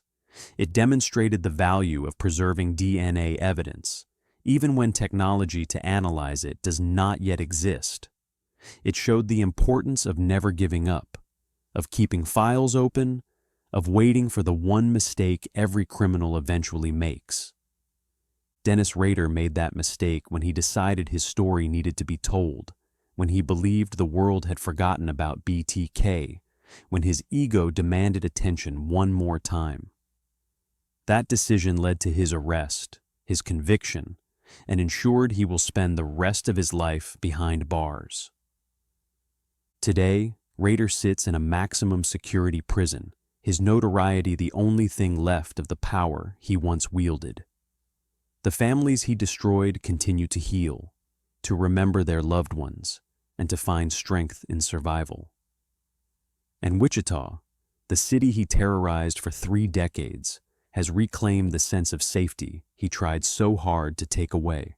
On June 7, 1977, a suspected serial killer walked into a Colorado courthouse for a routine pretrial hearing. Within an hour, he would leap from a second-story window and disappear into the Rocky Mountains. His name was Theodore Robert Bundy, and this was only the beginning. 6 months later, he would do the impossible: escape again. This time, he would squeeze through a hole in the ceiling of his maximum security cell, crawl through air ducts, and emerge in the apartment of the jail's chief officer. By the time guards discovered he was gone, Bundy was already on a plane, heading east. Within weeks, he would kill again. 3 more young women would lose their lives before authorities finally captured him for the last time. This was 1977. America was still reeling from the chaos of the Vietnam War, and trust in institutions was crumbling. The idea that a suspected serial killer could simply walk away from justice, not once, but twice, seemed impossible. Yet Ted Bundy proved that the system designed to contain him was full of cracks, and he exploited every single one. This is the story of Ted Bundy's 2 escapes from custody, the tale of how a charming law student became one of the most notorious fugitives in American history, how he manipulated judges, outsmarted jailers, and used the legal system itself as a tool for his freedom, and how his second escape would lead directly to some of the most brutal murders in Florida's history.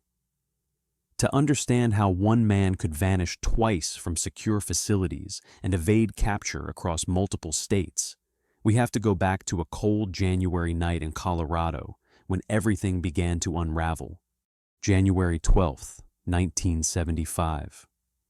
The Wildwood Inn in Snowmass Village, Colorado, sat nestled in the heart of ski country, surrounded by snow-covered peaks and pine forests. Inside, guests enjoyed the warmth of a mountain resort vacation. Among them was 23-year-old Corinne Campbell, a registered nurse from Dearborn, Michigan. She had traveled to Colorado with her fiancé, Dr. Raymond Godowski, and his 2 children from a previous marriage. It was supposed to be a relaxing getaway, combining a medical conference with family skiing. That evening, after dinner at the hotel restaurant, the family settled into the lobby around 8:30. Corinne realized she had left a magazine in their second-floor room and excused herself to retrieve it. Her fiancé and the children waited for her return. She walked to the elevator, stepped inside, and was seen exiting on the second floor. She never made it to her room. Corinne Campbell simply vanished from a well-lit hotel hallway. Search efforts began immediately. Police and hotel staff combed every corner of the inn. Over 100 interviews were conducted. Roadblocks were established. But there was no trace of the young nurse. No witnesses reported seeing anything unusual, no signs of a struggle. For 36 days, her disappearance remained a complete mystery. On February 17, 1975, a local worker named Louise Oliver was driving along Owl Creek Road, about 3 miles from the Wildwood Inn. She noticed birds circling above a snowbank beside the road. Something was attracting their attention. When she investigated, Oliver discovered what the birds had found: the frozen body of Corinne Campbell, partially buried in snow. She had been beaten to death. Her skull showed 3 distinct fracture patterns. The brutality of the attack was evident even in the frozen remains.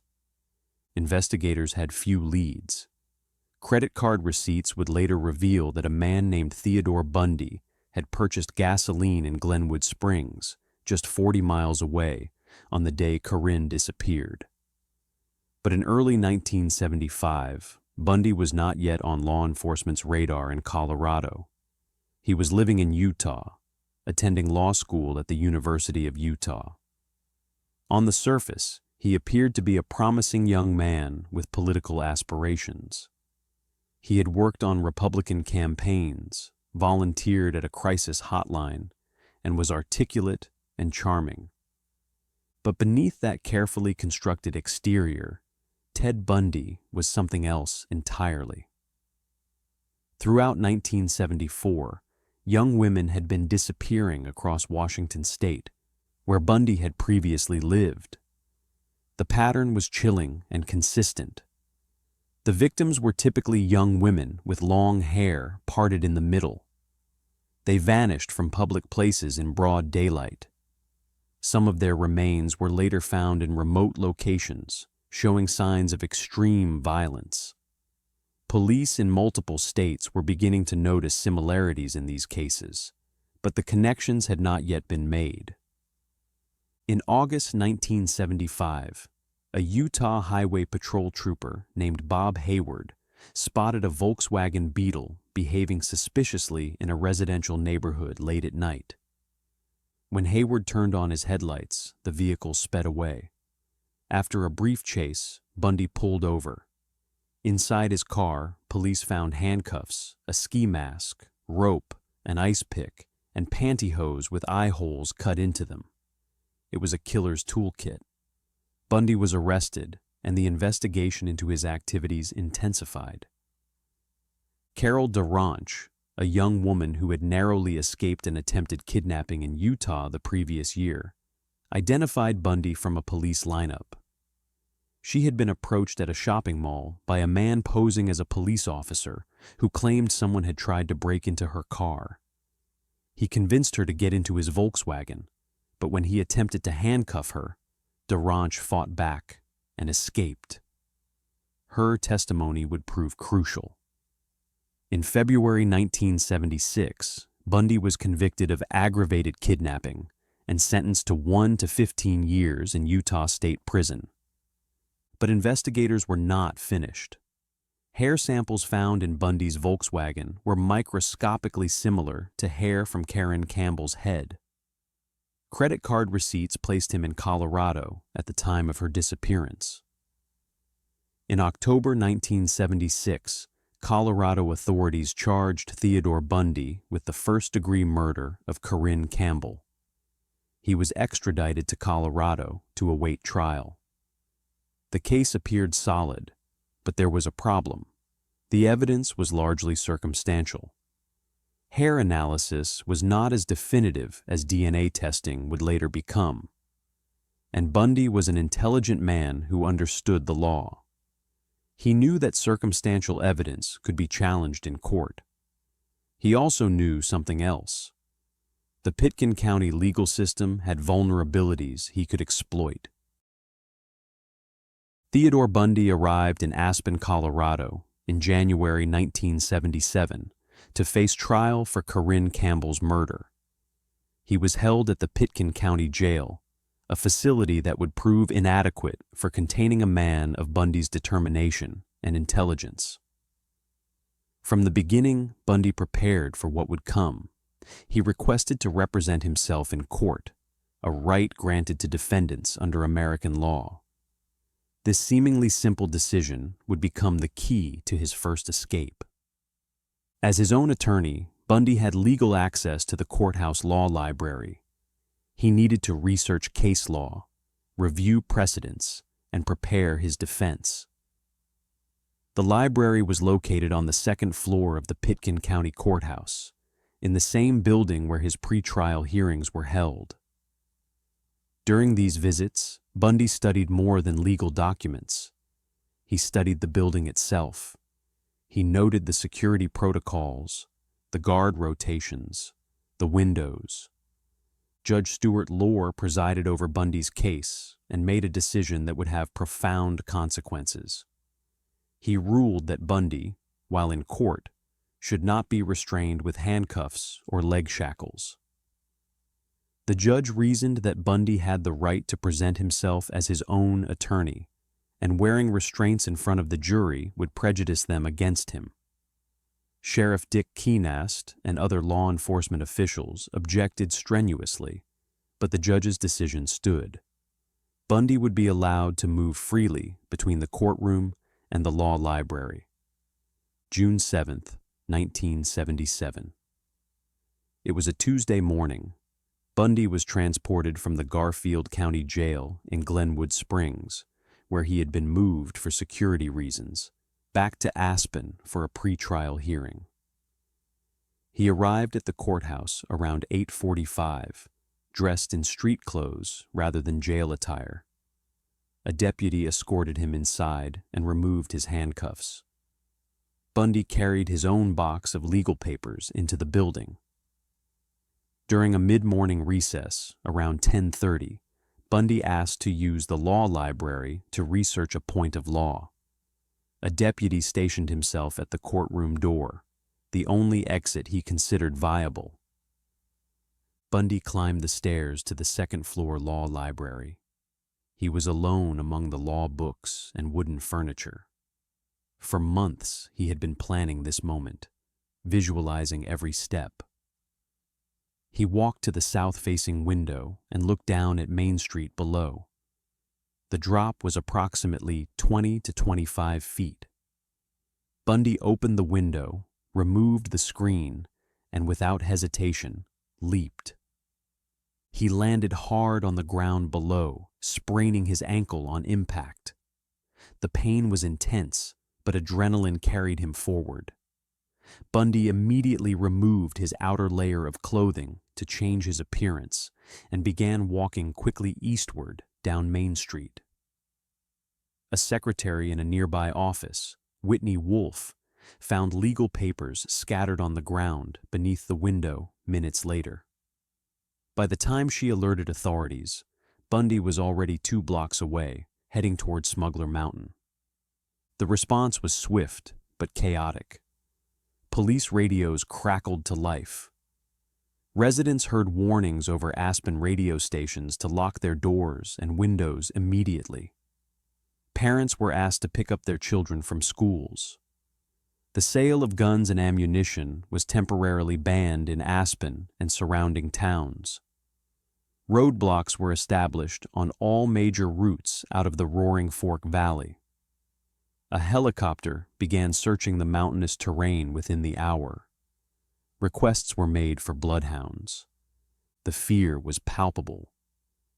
This was not just any escaped prisoner. This was a man suspected of murdering multiple young women across several states. Witnesses reported seeing Bundy near Freddy's restaurant shortly after the escape, then later in the Smuggler Mountain area. He had literally vanished into the Rocky Mountains. The manhunt intensified. Search parties combed the wilderness. Every vehicle entering or leaving Aspen was stopped and searched. Local gun stores did brisk business before the temporary ban took effect. Single women in the valley armed themselves or left town entirely.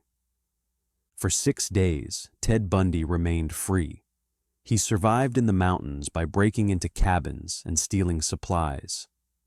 Near the summit of Aspen Mountain, he found an unoccupied cabin and took food, clothing, and warm gear. He later broke into a trailer and stole more items. Bundy headed south, apparently attempting to reach Crested Butte. But the high-altitude mountain passes were treacherous, and his injured ankle slowed him down. Cold, exhausted, and in constant pain, Bundy made a decision that would end his first taste of freedom. He doubled back toward Aspen. On June 13th, around 2 in the morning, Bundy stole a Cadillac from a parking area near Cemetery Lane. He attempted to drive out of Aspen via Independence Pass, unaware that a recent landslide had closed the pass. When he reached the closure, deputies stationed there noticed the stolen vehicle weaving erratically. They pulled him over. One officer later recalled looking into Bundy's eyes and immediately recognizing him despite his disheveled appearance. Theodore Bundy was back in custody. A sign reading, "Welcome home, Teddy," was hung in the Pitkin County Sheriff's Department. But his freedom, however brief, had demonstrated something crucial. He could escape. And the authorities knew he would try again. After his recapture, Theodore Bundy was transferred to the Garfield County Jail in Glenwood Springs, about 40 miles northwest of Aspen. This facility was considered more secure than the Pitkin County facility. But secure is a relative term, and Bundy was already planning his next move. This time, he would be far more methodical. This time, he would not be caught after 6 days. This time, he would disappear completely. The Garfield County Jail was an older facility with inherent structural weaknesses. In Bundy's cell, there was a light fixture in the ceiling that had not been properly secured. The fixture was supposed to be welded shut, requiring special tools to access. Due to maintenance delays, this work had never been completed. Additionally, there was a small grate in the ceiling, also not fully secured. These imperfections caught Bundy's attention immediately. Over the following months, Bundy began a calculated transformation. Visitors, including his attorney, John Henry Brown, noticed that Bundy was losing significant weight. By some estimates, he shed 20 to 25 pounds. When asked about it, Bundy claimed he was simply exercising and not eating much due to stress about the upcoming trial. The truth was far more calculated. He was shrinking his body to fit through the small opening he had discovered in his cell's ceiling. At night, when the jail was quiet, Bundy worked on widening the hole around the light fixture. He used his intelligence and patience, making tiny adjustments over weeks and months. He studied the jail's routines, noting when guards made their rounds and when the facility was least staffed. He learned that during the Christmas and New Year holidays, many staff members would be on leave, and security would be at its lowest point. Bundy also noted that the chief jailer lived in an apartment directly adjacent to the jail itself. This fact would become critical to his plan. Meanwhile, the case against Bundy was actually weakening. Pre-trial motions were consistently being resolved in his favor. Key pieces of evidence were ruled inadmissible. The judge overseeing the case granted Bundy's request for a change of venue, moving the trial from Aspen to Colorado Springs. Defense attorneys and even some prosecutors quietly acknowledged that if the case went to trial, there was a reasonable chance Bundy could be acquitted. The evidence remained largely circumstantial, but Bundy was not interested in taking that chance. He had already decided he would not stand trial in Colorado. December 30th, 1977. It was a Friday evening, the night before New Year's Eve. Most of the jail's staff were enjoying the holiday. Non-violent prisoners had been granted furloughs to spend time with their families. The facility was operating with a skeleton crew, Bundy had been waiting for exactly this moment. He had already prepared his cell to look occupied. Books and files were piled under his blanket, shaped to resemble a sleeping body. Pillows were arranged to suggest a human form. Around evening hours, when the remaining guards were occupied elsewhere in the facility, Bundy stood on his bunk and reached up to the ceiling. He removed the loosened light fixture and squeezed through the opening he had carefully widened over months of patient work. His weight loss paid off. Where a full-sized man could not fit, the thinner version of Theodore Bundy slipped through. He found himself in the crawl space between the jail cells and the floor above. The space was cramped, filled with plumbing pipes and electrical wiring. Bundy crawled through the darkness, navigating by feel and memory of the building's layout he had mentally constructed. His destination was the apartment of the chief jailer, which he knew was accessible through this crawl space. After what must have felt like an eternity of careful movement, Bundy found an opening leading down into the jailer's apartment. The apartment was empty. The jailer and his wife were out for the evening. Bundy dropped down into the apartment. He quickly located the jailer's closet and changed into civilian clothes, shedding his jail attire. In a detail that speaks to his audacity, Bundy did not rush. He took time to select clothing that would help him blend in. Then he simply walked out the front door of the apartment. He strolled into the snowy Glenwood Springs night as a free man. No alarm sounded. No one saw him leave. Theodore Bundy had vanished. The escape was not discovered until the following afternoon, Saturday, December 31st. When guards finally checked Bundy's cell more carefully and realized the lump under the blankets was not a sleeping prisoner, panic ensued. By then, Bundy had been gone for more than 17 hours. The head start was devastating for law enforcement. Roadblocks were established, but far too late. Search parties fanned out across western Colorado, but they were searching for a ghost. What authorities did not know was that Bundy was already far beyond their reach. After leaving the jail, he had walked through the snowy streets of Glenwood Springs. Some accounts suggest he may have been picked up by a hitchhiker. A rifle resident named Andy Leba later believed he had given Bundy a ride that night, even offering the stranger his jacket against the freezing temperatures. By morning, Bundy had made his way to Denver.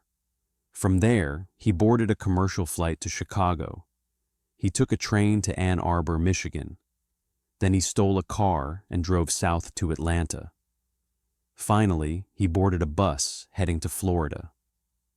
Theodore Bundy was on his way to Tallahassee, where he would commit the crimes that would ultimately seal his fate.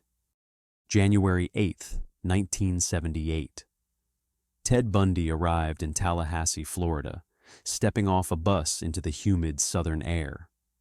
He was now using the alias Chris Hagen and rented a room at a boarding house on West College Avenue, just 5 blocks from the Florida State University campus.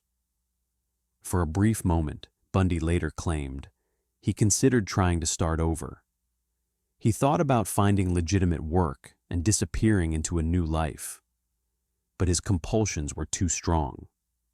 Within days, he was stealing credit cards from women's purses in grocery stores and shoplifting to support himself.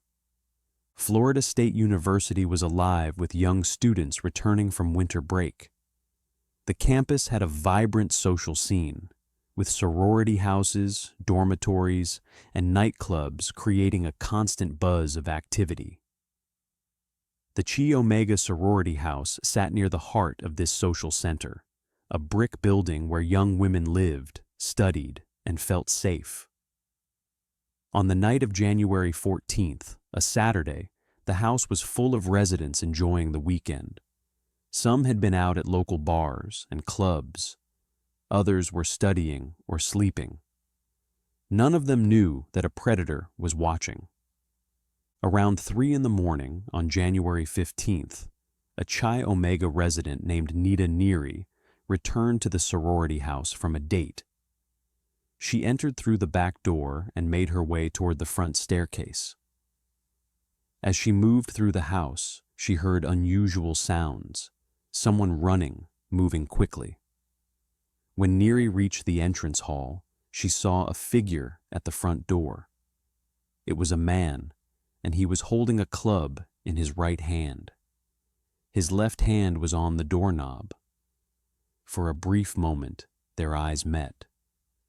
Then the man opened the door and disappeared into the night. Neary immediately sensed something was wrong. She ran upstairs and knocked on doors, trying to wake her sorority sisters. When Karen Chandler opened her door, Neary could see she was covered in blood. Chandler's roommate, Kathy Kleiner, was also grievously injured. Both young women had been attacked while they slept, beaten with a heavy object. Their injuries were severe: fractured skulls, broken jaws, extensive bleeding, but they were alive. Other residents opened more doors. In one room, they found 20-year-old Lisa Levy unconscious in her bed. In another room, they found 21-year-old Margaret Bowman. Both young women had been beaten and strangled. Levy had also been sexually assaulted. The brutality was shocking. Police arrived to a scene of chaos and horror. 2 young women were dead. 2 more were critically injured and would require extensive medical treatment. Within an hour of the Chi Omega attacks, another assault occurred just a few blocks away on Dunwoody Street. Cheryl Thomas, a dance major who lived off campus, was attacked in her sleep. Residents in the adjacent apartment heard loud noises and called police. When officers arrived, they found Thomas severely beaten, her skull fractured. Like the Chi Omega victims, she could not identify her attacker. A pair of knotted pantyhose was found in her room, similar to items found at the Chi Omega house. The Tallahassee community was gripped by fear. A killer had struck multiple times in a single night, moving through the darkness with terrifying efficiency. A task force was immediately formed, bringing together the Tallahassee Police Department, Leon County Sheriff's Office, and Florida State University Police. Tips and leads flooded in by the hundreds. Students left campus, many never to return that semester. Those who stayed traveled in groups and locked their doors religiously. Bundy remained in Tallahassee for several weeks after the attacks, living under his alias. He continued stealing to survive, taking more credit cards and burglarizing homes. On February 9th, he committed one final, horrific crime: the kidnapping and murder of 12-year-old Kimberly Leach from her junior high school in Lake City, Florida, about 90 miles east of Tallahassee. The young girl's body would be found weeks later in an abandoned pig shed. But Bundy's luck was running out. On February 15th, 1978, at 1:30 in the morning, a Pensacola police officer named David Lee noticed a suspicious vehicle loitering in a residential area. When Lee approached, the driver sped away. A brief chase ensued before the vehicle was pulled over. The driver presented identification for Kenneth Misner, but the license plate on the car belonged to a different vehicle. Officer Lee arrested the driver on suspicion of car theft. Only later, at the police station, did they discover the truth. Kenneth Misner did not exist. The man in custody was Theodore Robert Bundy, one of the FBI's 10 most wanted fugitives. When authorities confirmed they had captured Ted Bundy, the investigation into the Chi Omega murders and Kimberly Leach's disappearance intensified. Detectives from Colorado contacted Florida law enforcement, sharing information about Bundy's escapes and the pattern of violence that followed him across state lines. Sheriff Ken Katsaris of Leon County later recalled the moment he wrote Bundy's name on a legal pad in his car, realizing this could be the killer they sought. The evidence against Bundy began to accumulate. Witnesses placed him near the Chi Omega house on the night of the murders. Nita Neary's description of the man she saw matched Bundy's appearance. Hair samples found in Cheryl Thomas's apartment were microscopically similar to Bundy's hair. But the most damning evidence was biological, a bite mark on Lisa Levy's body. Forensic odontologists examined the mark and compared it to dental impressions of Bundy's teeth. The match was definitive. Ted Bundy had literally left his signature on one of his victims. In May 1978, a Florida grand jury indicted Bundy on charges of first-degree murder, attempted murder, and burglary for the Chi Omega attacks. The trial began in June 1979 in Miami, after a change of venue due to intense publicity in Tallahassee. The trial was historic. It became the first murder trial in American history to be televised nationally from gavel to gavel. Cameras captured every moment as the handsome, articulate defendant faced testimony about unspeakable violence. Bundy, ever confident in his own intelligence, insisted on handling much of his own defense, despite having court-appointed attorneys available. This decision proved disastrous. According to his defense team, Bundy sabotaged his own case through arrogance and poor judgment. A plea bargain had been offered. Bundy would plead guilty to killing Levy, Bowman, and Leach in exchange for a firm 75-year prison sentence. He would likely die in prison, but he would avoid the electric chair. Bundy rejected the deal, convinced he could win acquittal through his courtroom performance. The trial lasted several weeks. Survivors Kathy Kleiner and Karen Chandler testified about the night of the attack, though they could not identify Bundy as their assailant since they had not seen his face. Cheryl Thomas, still recovering from her injuries, also testified. Nita Neary took the stand and pointed directly at Bundy, identifying him as the man she saw leaving the Chi Omega house with a club in his hand. Forensic experts presented the bite mark evidence with enlarged photographs and dental molds, showing the jury how perfectly Bundy's teeth matched the wound on Lisa Levy's body. On July 24, 1979, after less than 7 hours of deliberation, the jury returned guilty verdicts on all counts.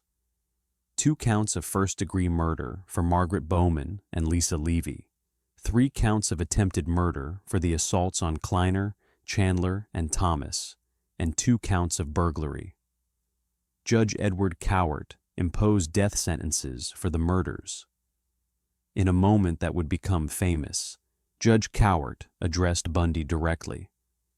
"Take care of yourself, young man. I say that to you sincerely. It's a tragedy to this court to see such a total waste of humanity. You're a bright young man. You'd have made a good lawyer. I'd have loved to have you practice in front of me. But you went the wrong way, partner." A second trial followed in January 1980 for the murder of Kimberly Leach. Again, Bundy was convicted and sentenced to death. The evidence included eyewitness testimony placing Bundy with the young girl, fibers matching those in his vehicle, and hotel receipts from Lake City. The appeals process would stretch on for nearly a decade, with multiple stays of execution. During this time, Bundy attempted to trade confessions for more time, admitting to murders in Washington, Oregon, Utah, Colorado, and Florida. He confessed to killing Karen Campbell, Julie Cunningham, and Denise Oliverson in Colorado, though only Campbell's body had been recovered. On January 24, 1989, at 7:06 in the morning, Theodore Robert Bundy was executed in the electric chair at Florida State Prison. Outside the prison, crowds gathered. Some held signs celebrating his death. Others protested the death penalty. Inside, Bundy had spent his final hours giving interviews to investigators, confessing to 30 murders, though many experts believe the true number could be significantly higher, perhaps reaching 100 victims or more. The escapes that Bundy engineered in Colorado had given him enough freedom to kill at least 3 more times. Margaret Bowman, Lisa Levy, and Kimberly Leach would still be alive if he had remained in custody. The failures of security at both the Pitkin County Courthouse and the Garfield County Jail had cost innocent lives. In the aftermath, both facilities underwent significant security improvements. The lessons learned from Bundy's escapes influenced jail design and courthouse security protocols across the country. Theodore Bundy's 2 escapes from Colorado custody represent one of the most catastrophic failures in American criminal justice history. A man suspected of multiple murders was allowed to walk freely in a courthouse, given access to windows overlooking public streets, and later housed in a facility with obvious structural weaknesses. The systems designed to protect the public failed spectacularly, and the consequences were measured in lives lost. What made Bundy's escapes possible was not just his intelligence and determination, but a combination of institutional complacency, inadequate facilities, and misplaced faith in legal conventions. Judge Lohr's decision to allow Bundy to appear in court without restraints, while legally defensible, created the opportunity for the first escape. The maintenance failures at Garfield County Jail, combined with reduced holiday staffing, enabled the second. Each escape revealed vulnerabilities that should have been addressed, but were not. The human cost cannot be calculated. Margaret Bowman was 21 years old, a junior studying art history with dreams of working in a museum. Lisa Levy was 20, a sophomore known for her warm personality and success as a salesperson at a local clothing store. Kimberly Leach was 12 years old, a child whose life was just beginning. They are the ones we must remember, not the man who killed them, but the people they were and could have become. Today, more than 45 years after Bundy's final escape, his case continues to fascinate and horrify in equal measure. Documentaries, films, and books revisit his crimes regularly. But amid the cultural obsession with Bundy himself, we must not lose sight of the broader lessons. Serial predators exist. They are often intelligent, charming, and manipulative. And the systems we build to contain them must be stronger than the cleverness of any individual. Investigators continue to examine cold cases from the 1970s, looking for evidence that might connect Bundy to additional unsolved murders. Advances in DNA technology have brought new attention to cases where Bundy may have been present. Families of victims whose cases were never definitively linked to Bundy still seek answers. The true scope of his crimes may never be fully known. For the survivors, Karen Chandler and Kathy Kleiner, life after the attack meant decades of recovery, both physical and psychological.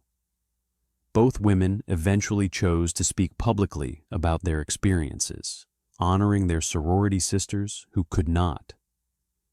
Their courage in testifying helped ensure Bundy's conviction. Their survival stands as a testament to human resilience in the face of unimaginable evil.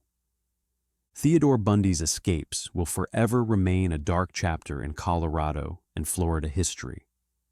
They serve as a reminder that justice systems are only as strong as their weakest points, and that vigilance can never be relaxed when dangerous individuals are in custody.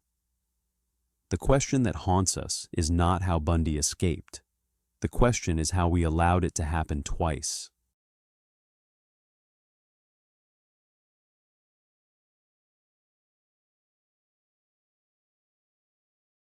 August 31st, 1888, London's Whitechapel district. A woman's body is discovered in Buck's Row, her throat slashed, her abdomen mutilated with surgical precision. Within 70 days, 4 more women would die the same way. The killer was never caught. His name became legend, Jack the Ripper. 3,000 miles away in Chicago, a young doctor named Herman Webster Mudgett was building something extraordinary. A hotel with secret rooms, gas lines piped into sealed chambers, and a basement equipped for dissection. He would confess to 27 murders. History would remember him as H. Holmes, America's first serial killer.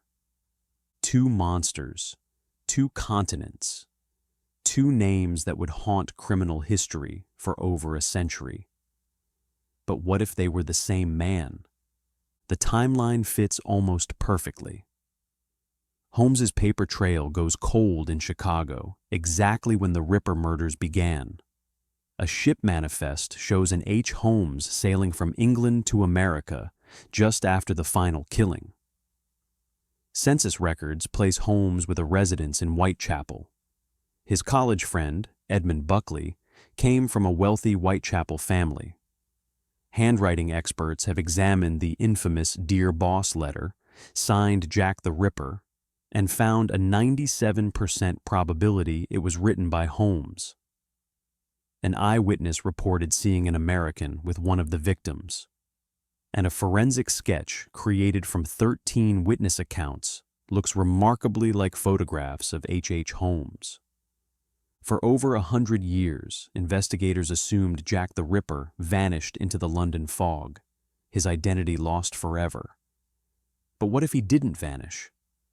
What if he simply bought a ticket home, walked off that ship in New York, and continued killing for 6 more years before anyone suspected the truth? This is the story of a theory that refuses to die. A connection that's either history's most stunning revelation or its most tantalizing coincidence. The question that haunts both cases: could America's devil in the White City and London's most infamous murderer have been the same man? To understand how one person could terrorize 2 nations, we have to go back to the autumn of 1888, when fear gripped the streets of Whitechapel, and examine what Scotland Yard may have missed. The summer of 1888 marked the height of Queen Victoria's reign, but in London's East End, poverty and desperation ruled the streets. Whitechapel was a place where the desperate went to disappear, where 10,000 people lived in conditions most Londoners refused to acknowledge. The district teemed with doss houses, gin palaces, and narrow alleyways that never saw sunlight. Women sold themselves for 4pence, enough for a bed for the night. Most were past 40, worn down by alcohol and hardship, invisible to respectable society. That invisibility would make them perfect victims. Mary Ann Nichols was 43 years old when she walked the streets on August 31st. A mother of 5, estranged from her husband, she'd bounced between workhouses and lodging houses for years. Friends called her Polly. Just after 3 in the morning, a cart driver discovered her body in Buck's Row. Her throat had been cut so deeply it nearly severed her head. Her abdomen had been slashed open with long, deliberate cuts. The brutality shocked even hardened police constables. But worse discoveries were coming. 8 days later, on September 8th, 47-year-old Annie Chapman was found in the backyard of 29 Hanbury Street. Like Nichols, her throat was cut. But this time, the killer had taken his time. Chapman's abdomen had been opened with precision. Her uterus had been removed, along with portions of her bladder. The cuts showed knowledge, skill, purpose. Dr. George Baxter Phillips examined the body and made a chilling observation. The removal of organs required anatomical knowledge. Whoever did this understood human anatomy. They'd likely had medical training. Panic began to spread through Whitechapel. The newspapers seized on the story. Theories multiplied. Was it a doctor? A butcher? Someone with access to surgical instruments? The police had no answers, only mounting pressure and public fear. Then came September 30th, the night of the double event. Elizabeth Stride was found at 1 a.m. on Burner Street, her throat freshly cut. The blood was still flowing. Something had interrupted the killer before he could finish. Within 45 minutes, he'd found another victim. Catherine Eddowes was discovered in Mitre Square at 1:45. This time, the killer had completed his work. Eddowes' face had been mutilated. Her uterus and left kidney were missing. The cuts were swift, efficient, expert. 2 women in under an hour. The killer was growing bolder. For 6 weeks, Whitechapel held its breath. No new victims. Perhaps the murderer had fled. Perhaps he'd been scared off by increased patrols. Perhaps he was finished. Then came November 9th. Mary Jane Kelly was 25, younger than the other victims. She worked the streets but had her own small room in Miller's Court. The killer followed her inside, and there, behind a locked door, he spent hours with her body. What police found the next morning defied description. Kelly had been systematically destroyed. Her face was unrecognizable. Her body had been opened from throat to groin. Internal organs had been removed and arranged around the room. The scene suggested not just murder, but methodical dissection, the work of someone who knew exactly what they were doing and had time to do it properly.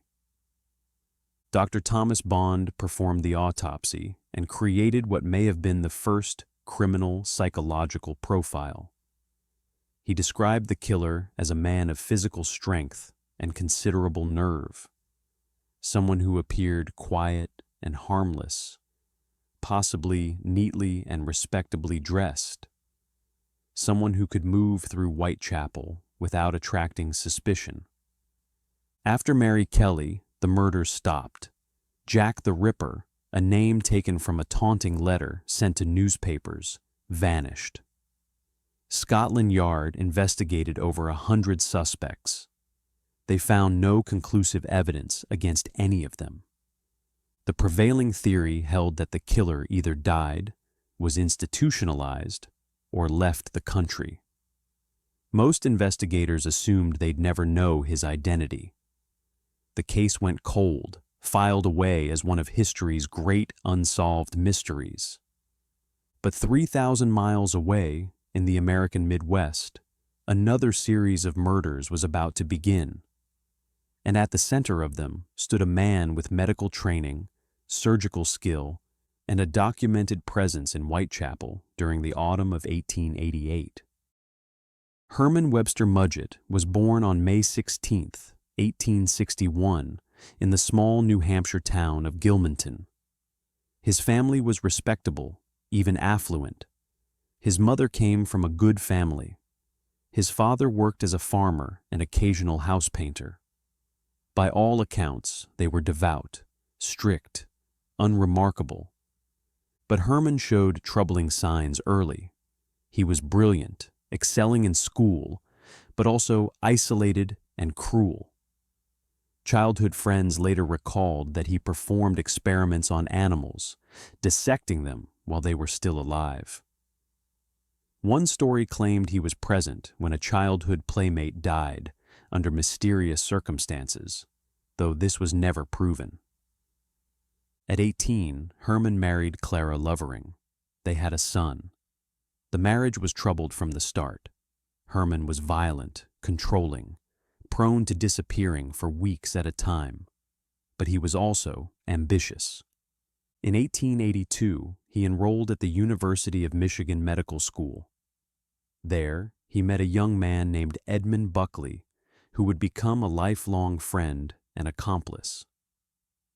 Buckley came from a wealthy family with deep roots in Whitechapel, London.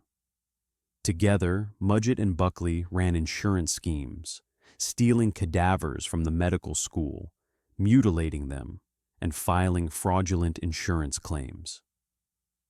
Mudgett's fascination with corpses nearly got him expelled, but he managed to graduate in June of 1884. He left his wife and son behind without a word and began moving from town to town, leaving a trail of suspicious disappearances and unpaid debts. By August of 1886, he'd arrived in Chicago, now using the name Henry Howard Holmes. He took a job at a drugstore owned by Elizabeth Holton, whose husband was dying of cancer. Holmes was charming, hard-working, persuasive. When Dr. Holton died, Holmes convinced the widow to sell him the business. She agreed, with the understanding she could continue living upstairs. Within months, Mrs. Holton disappeared. Holmes told neighbors she'd moved to California to live with relatives. No one ever saw her again. Holmes purchased an empty lot across the street and began construction on a 2-story building. He hired and fired construction crews constantly, ensuring no one understood the complete design. When contractors demanded payment, he refused, leading to multiple lawsuits, but construction continued. The building that would later be called the Murder Castle was completed in stages. The first floor housed retail spaces and a new drugstore. The second floor contained apartments and hotel rooms, but the design included features no legitimate hotel would need. Doors that opened onto brick walls, stairways leading nowhere, rooms with gas lines that could be controlled from Holmes's private quarters, soundproofed chambers, chutes that led to a basement outfitted with surgical tables, a crematorium, and vats of acid. Holmes advertised for employees and tenants, young women mostly. He required them to take out life insurance policies with him as beneficiary. Then they would disappear. He'd tell inquiring relatives that the woman had moved or married and left town or found work elsewhere. Sometimes he'd even write letters on their behalf, perfectly forged. But here's what most accounts of H. Holmes leave out. There's a gap in his meticulously documented Chicago timeline. From mid-1888 to early 1889, Holmes's paper trail goes cold. The man who generated lawsuits, contracts, and complaints wherever he went suddenly left no trace. His whereabouts during this period remain disputed to this day.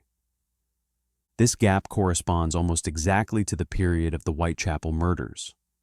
And Holmes had connections to Whitechapel. Census records suggest he maintained a residence there. His friend Edmund Buckley's family was based in Whitechapel. Holmes and Buckley had a history of traveling together for their body-selling schemes. After attempting to sell a corpse to a London hospital, a formal complaint was filed against Holmes, placing him in the Whitechapel area in 1888.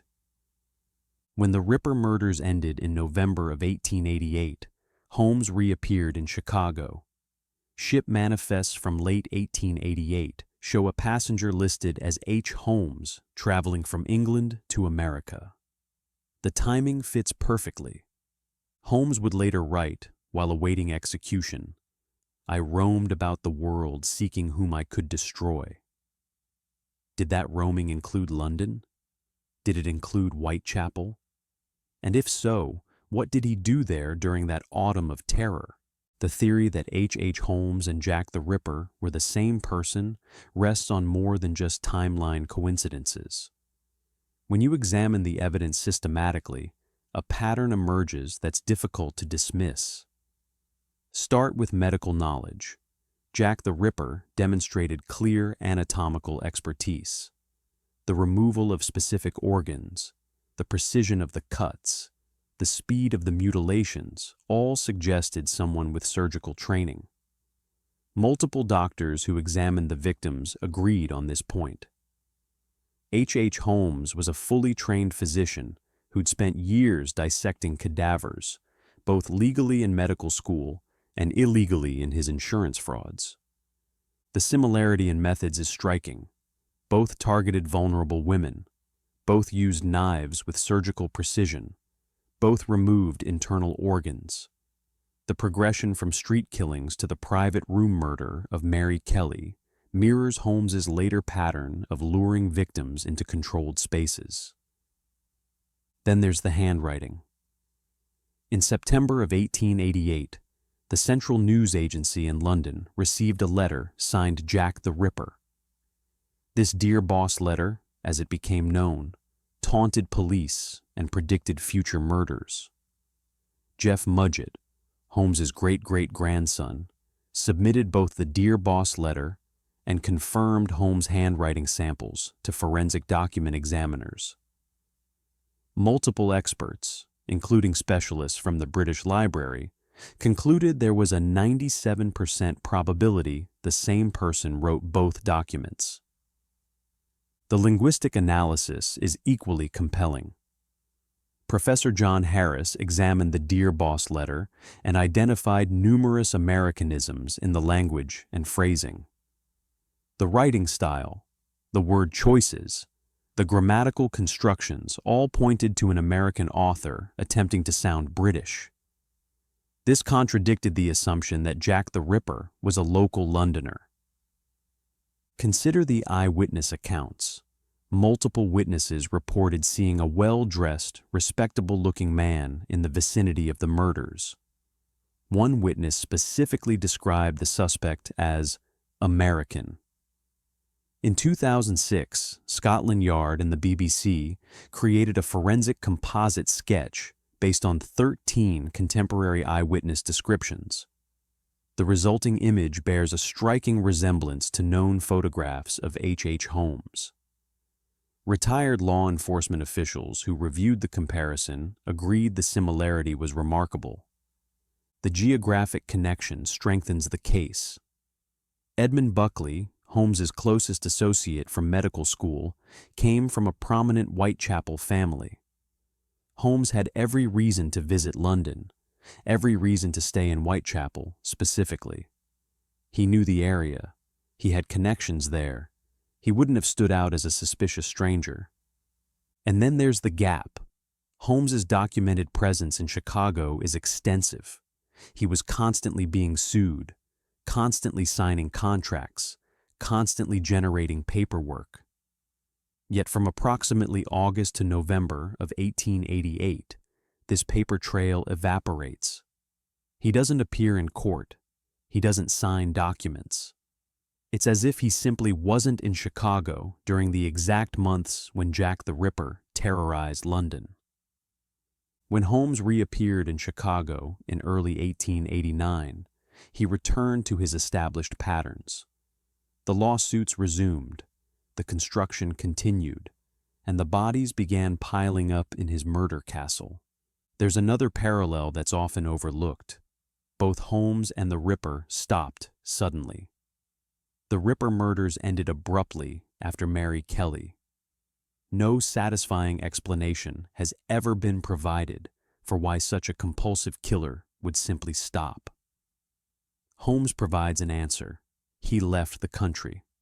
He returned to Chicago where he had unfinished business and a killing ground already prepared.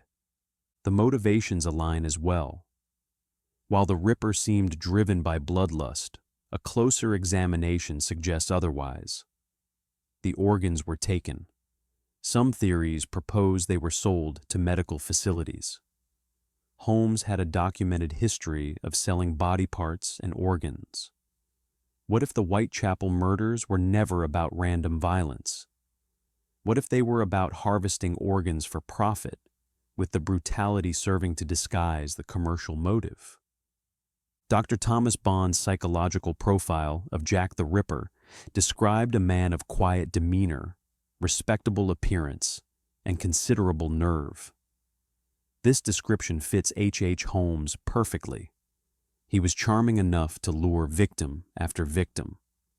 He appeared respectable enough to avoid suspicion. He had the nerve to commit murders while operating a business in plain sight. Even the evolution of the crimes tells a story. The Ripper's final victim, Mary Kelly, was killed indoors in a private space where the killer could take his time. This represents a shift from opportunistic street killings to controlled environment murders. That shift mirrors exactly what Holmes would do in Chicago, building an entire structure designed to facilitate private, extended killing sessions. Could all of this be coincidence? The timeline, the medical knowledge, the handwriting, the appearance, the geographic connections, the paper trail gap, the similar methodologies? Each piece of evidence alone might be dismissed, but together they form a pattern that demands serious consideration.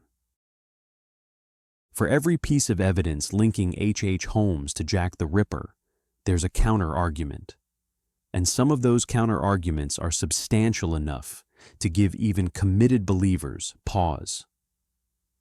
The most damaging evidence against the theory comes from Chicago court records.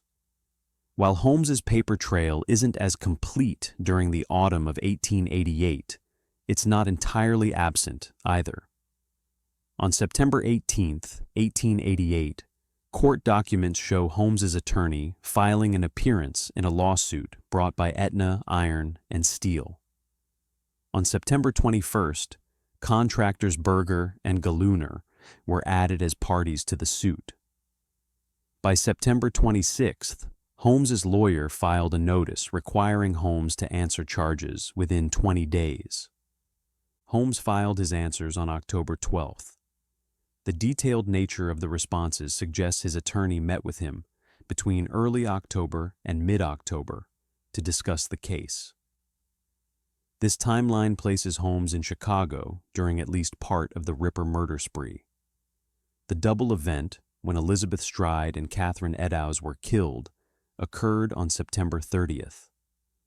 If Holmes was meeting with his lawyer in Chicago in early October, he couldn't have been in London on September 30th. Additional records complicate the theory further. Holmes registered to vote in Chicago in the fall of 1888. Relatives later testified that he visited them in New Hampshire in October of that year. Eyewitnesses at his trial placed him on the construction site of his building almost daily during this period. Adam Selzer, author of H. Holmes, The True History of the White City Devil, has extensively researched Holmes's whereabouts in 1888. He argues that while the paper trail has gaps, there's sufficient documentation to place Holmes in the United States during the crucial months. The gap isn't evidence of absence. It's simply a less documented period in an otherwise well-recorded life. The methodology differences also raise questions. Jack the Ripper killed on the streets, in public spaces where discovery was possible at any moment. He worked quickly, efficiently, then vanished into the night. H. Holmes preferred controlled environments where he had time and privacy. He planned elaborately, built specialized killing rooms, and took his time with victims. Some argue the evolution from Ripper to Holmes represents a learning curve, a killer refining his methods. But others point out that serial killers rarely change their fundamental approach so dramatically. The risk-taking of the Ripper crimes seems incompatible with the careful planning of the Murder Castle killings. The Dear Boss letter presents its own problems. Most modern Ripperologists believe it was a hoax, written not by the killer, but by a journalist seeking to sensationalize the story. The letter's dramatic language, its almost theatrical quality, fits the style of contemporary yellow journalism. If the letter wasn't written by Jack the Ripper at all, then the handwriting match to Holmes proves nothing. The eyewitness composite sketch, while striking, isn't definitive. Eyewitness testimony from 1888 was notoriously unreliable. The witnesses saw their suspect at night, in poor lighting, often while intoxicated or frightened. Creating a composite from 13 different descriptions means averaging out contradictions. The resulting image might not resemble any of the actual witnesses' observations closely. And what about motive? Holmes killed for profit. His victims were people he could exploit financially, either through insurance fraud, theft, or by selling their belongings. Jack the Ripper's victims were destitute prostitutes who had nothing to steal. If Holmes was harvesting organs to sell, why target the poorest women in London? Why not choose wealthier victims whose organs would presumably be healthier and more valuable? The census records claiming Holmes had a residence in Whitechapel have never been definitively verified. The ship manifest showing an H. Holmes doesn't prove the passenger was Herman Holmes. Holmes was a common surname. Without additional identifying information, it could have been anyone. Jeff Mudgett's research, while passionate, has been criticized by historians and ripperologists. His book and the subsequent History Channel series, American Ripper, presented theories as facts and cherry-picked evidence while ignoring contradictory information. Professional historians who appeared on the show later complained that their skeptical comments were edited out or minimized. In the show's final episode, when handwriting experts compared authenticated Holmes writing to the Ripper letters, they concluded the samples came from two different people. This directly contradicted Mudgett's earlier claims about the 97% match. The show largely ignored this finding. The fundamental problem with the Holmes-Ripper theory is that it requires accepting too many improbabilities. Holmes would have had to travel to London, commit murders in an unfamiliar city using methods completely different from his usual approach, then return to Chicago and resume his established patterns. He would have had to leave just enough evidence to create suspicion, but not enough to prove anything conclusively. Or, more simply, there were two serial killers, one in London, one in Chicago, both active in the late 1880s, both targeting women, both with medical knowledge.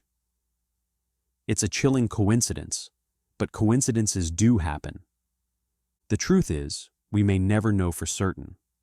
The evidence is circumstantial on both sides. What we can say is that the theory, while fascinating, remains unproven. The story of H. Holmes ended on May 7, 1896, when he was hanged at Moyamensing Prison in Philadelphia. He'd been convicted of murdering his associate Benjamin Petezel, though he'd confessed to 27 murders total. Before his death, Holmes requested his coffin be filled with cement and buried 10 feet deep to prevent anyone from dissecting his corpse as he had done to so many others. In his final days, Holmes gave conflicting accounts. Sometimes he claimed innocence. Sometimes he confessed to murders of people who were later found alive. He told one interviewer he'd been born with the devil in him, that he couldn't help what he'd become. To another, he insisted he'd been framed, that jealous rivals had invented his crimes. He never mentioned Jack the Ripper, not once, not even as speculation or boasting. If Holmes and the Ripper were the same person, Holmes took that secret to his grave. Jack the Ripper's story has no ending, only a gradual fade into mystery. After Mary Kelly's murder, the killing stopped. Theories multiplied. Suspects ranged from local tradesmen to members of the royal family. No evidence definitively pointed to any of them. the case files, incomplete and scattered, were eventually archived. Jack the Ripper became legend, inspiration for countless books, films, and theories. For over a century, the two cases existed separately in the public imagination. Holmes was America's monster. The Ripper was Britain's. They represented different eras, different methods, different mysteries. Then came Jeff Mudgett. In the early 2000s, Mudgett, a practicing attorney and Holmes's great-great-grandson, inherited what he claimed were two of Holmes's personal diaries. Reading them, he saw references that suggested Holmes had been in London in 1888. Other entries described training an assistant to kill, possibly to provide him with alibis. Some passages discussed harvesting organs for experimental purposes. Mudgett became obsessed with proving his ancestor was Jack the Ripper. He partnered with former CIA analyst Amaryllis Fox to investigate. Their research led to the History Channel series American Ripper, which presented the theory to millions of viewers. The show generated enormous attention. It also generated significant criticism. Historians pointed out errors, questionable leaps in logic, and selective presentation of evidence. When the show's own handwriting analysis contradicted the theory, the revelation was buried in the final episode. In 2017, researchers even exhumed Holmes's grave to determine if he'd faked his own death, as Mudgett theorized. DNA testing confirmed the body was indeed Holmes. That particular theory was laid to rest. But the broader question persists. Modern forensic techniques offer possibilities that didn't exist in 1888. DNA analysis, advanced handwriting examination, geographic profiling, all could potentially provide answers. The problem is the limited physical evidence that survives. Most of the Jack the Ripper case files were lost or destroyed. The Dear Boss letter exists but may not be authentic. Few confirmed Holmes artifacts remain. Some researchers continue investigating. They examine census records, ship manifests, newspaper archives, court documents. They apply modern criminal profiling techniques to the known facts. They build timelines, track movements, analyze patterns. The debate continues among ripperologists and Holmes scholars. Some find the connections too compelling to ignore. Others see only coincidence and wishful thinking. Most acknowledge that while the theory is possible, it's unlikely to ever be proven. What keeps the theory alive isn't just the evidence, compelling or not. It's the narrative appeal. The idea that two of history's most infamous killers were actually one person satisfies something in us. It reduces the chaos. It suggests patterns where perhaps none exist. It offers the tantalizing possibility that one of the world's greatest mysteries might have a solution hiding in plain sight all along. But maybe that's exactly the problem. Maybe we want so badly to solve the Ripper mystery that we're willing to see connections that aren't there. Maybe the simpler explanation, that these were two separate killers who happened to be active during the same period, is the correct one. The truth about Jack the Ripper died with whoever he was. The truth about H. Holmes, even the parts he confessed to, remains murky and disputed. Connecting them creates a larger mystery, not a solution. On a cold morning in 1896, H. Holmes climbed the gallows in Philadelphia. In his final statement, he said, "Take your time, don't bungle it." The trap dropped. He died slowly, his neck unbroken, strangling for 15 minutes before the end came. 8 years had passed since the last Jack the Ripper murder. If Holmes was the Ripper, he carried those secrets into death. If he wasn't, then Jack the Ripper remained at large, possibly still alive, possibly dead from other causes, but certainly unpunished. The question that haunts both cases isn't really about evidence or timelines or handwriting analysis. It's about how we understand evil, how we make sense of the senseless, how we impose narratives on chaos. H. Holmes built a murder factory in the heart of Chicago and operated it for years without serious suspicion. Jack the Ripper killed 5 women in one of the world's largest cities and vanished without a trace. Both crimes seem impossible in retrospect. Both happened anyway. Whether they were the same person almost doesn't matter. What matters is what they represent: the capacity for calculated, methodical cruelty, the ability to hide in plain sight, the ease with which monsters move through society undetected. We know how Holmes's story ended. We'll likely never know how the Ripper's story ended. Perhaps that's why we keep trying to connect them. A solved mystery, even incompletely solved, is more comforting than one that simply fades into darkness. The victims deserve to be remembered not as puzzle pieces in a historical mystery, but as people.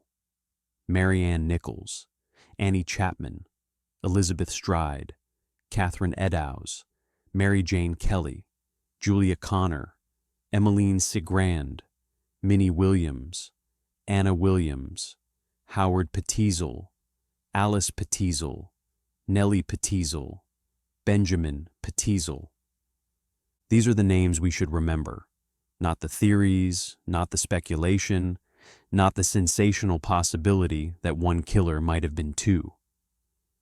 But the lives that were taken, the families that grieved, the justice that was never fully served. More than a century has passed. The evidence grows no clearer. The mystery deepens rather than resolves. Perhaps some questions aren't meant to be answered. Perhaps the Holmes-Ripper connection will remain forever in that gray space between possibility and proof, a theory compelling enough to investigate, but too elusive to confirm. What we can say with certainty is this: in the autumn of 1888, women died brutally in Whitechapel. In the 1890s, people disappeared into a building in Chicago. Both crimes shocked the world. Both remain, in different ways, unsolved.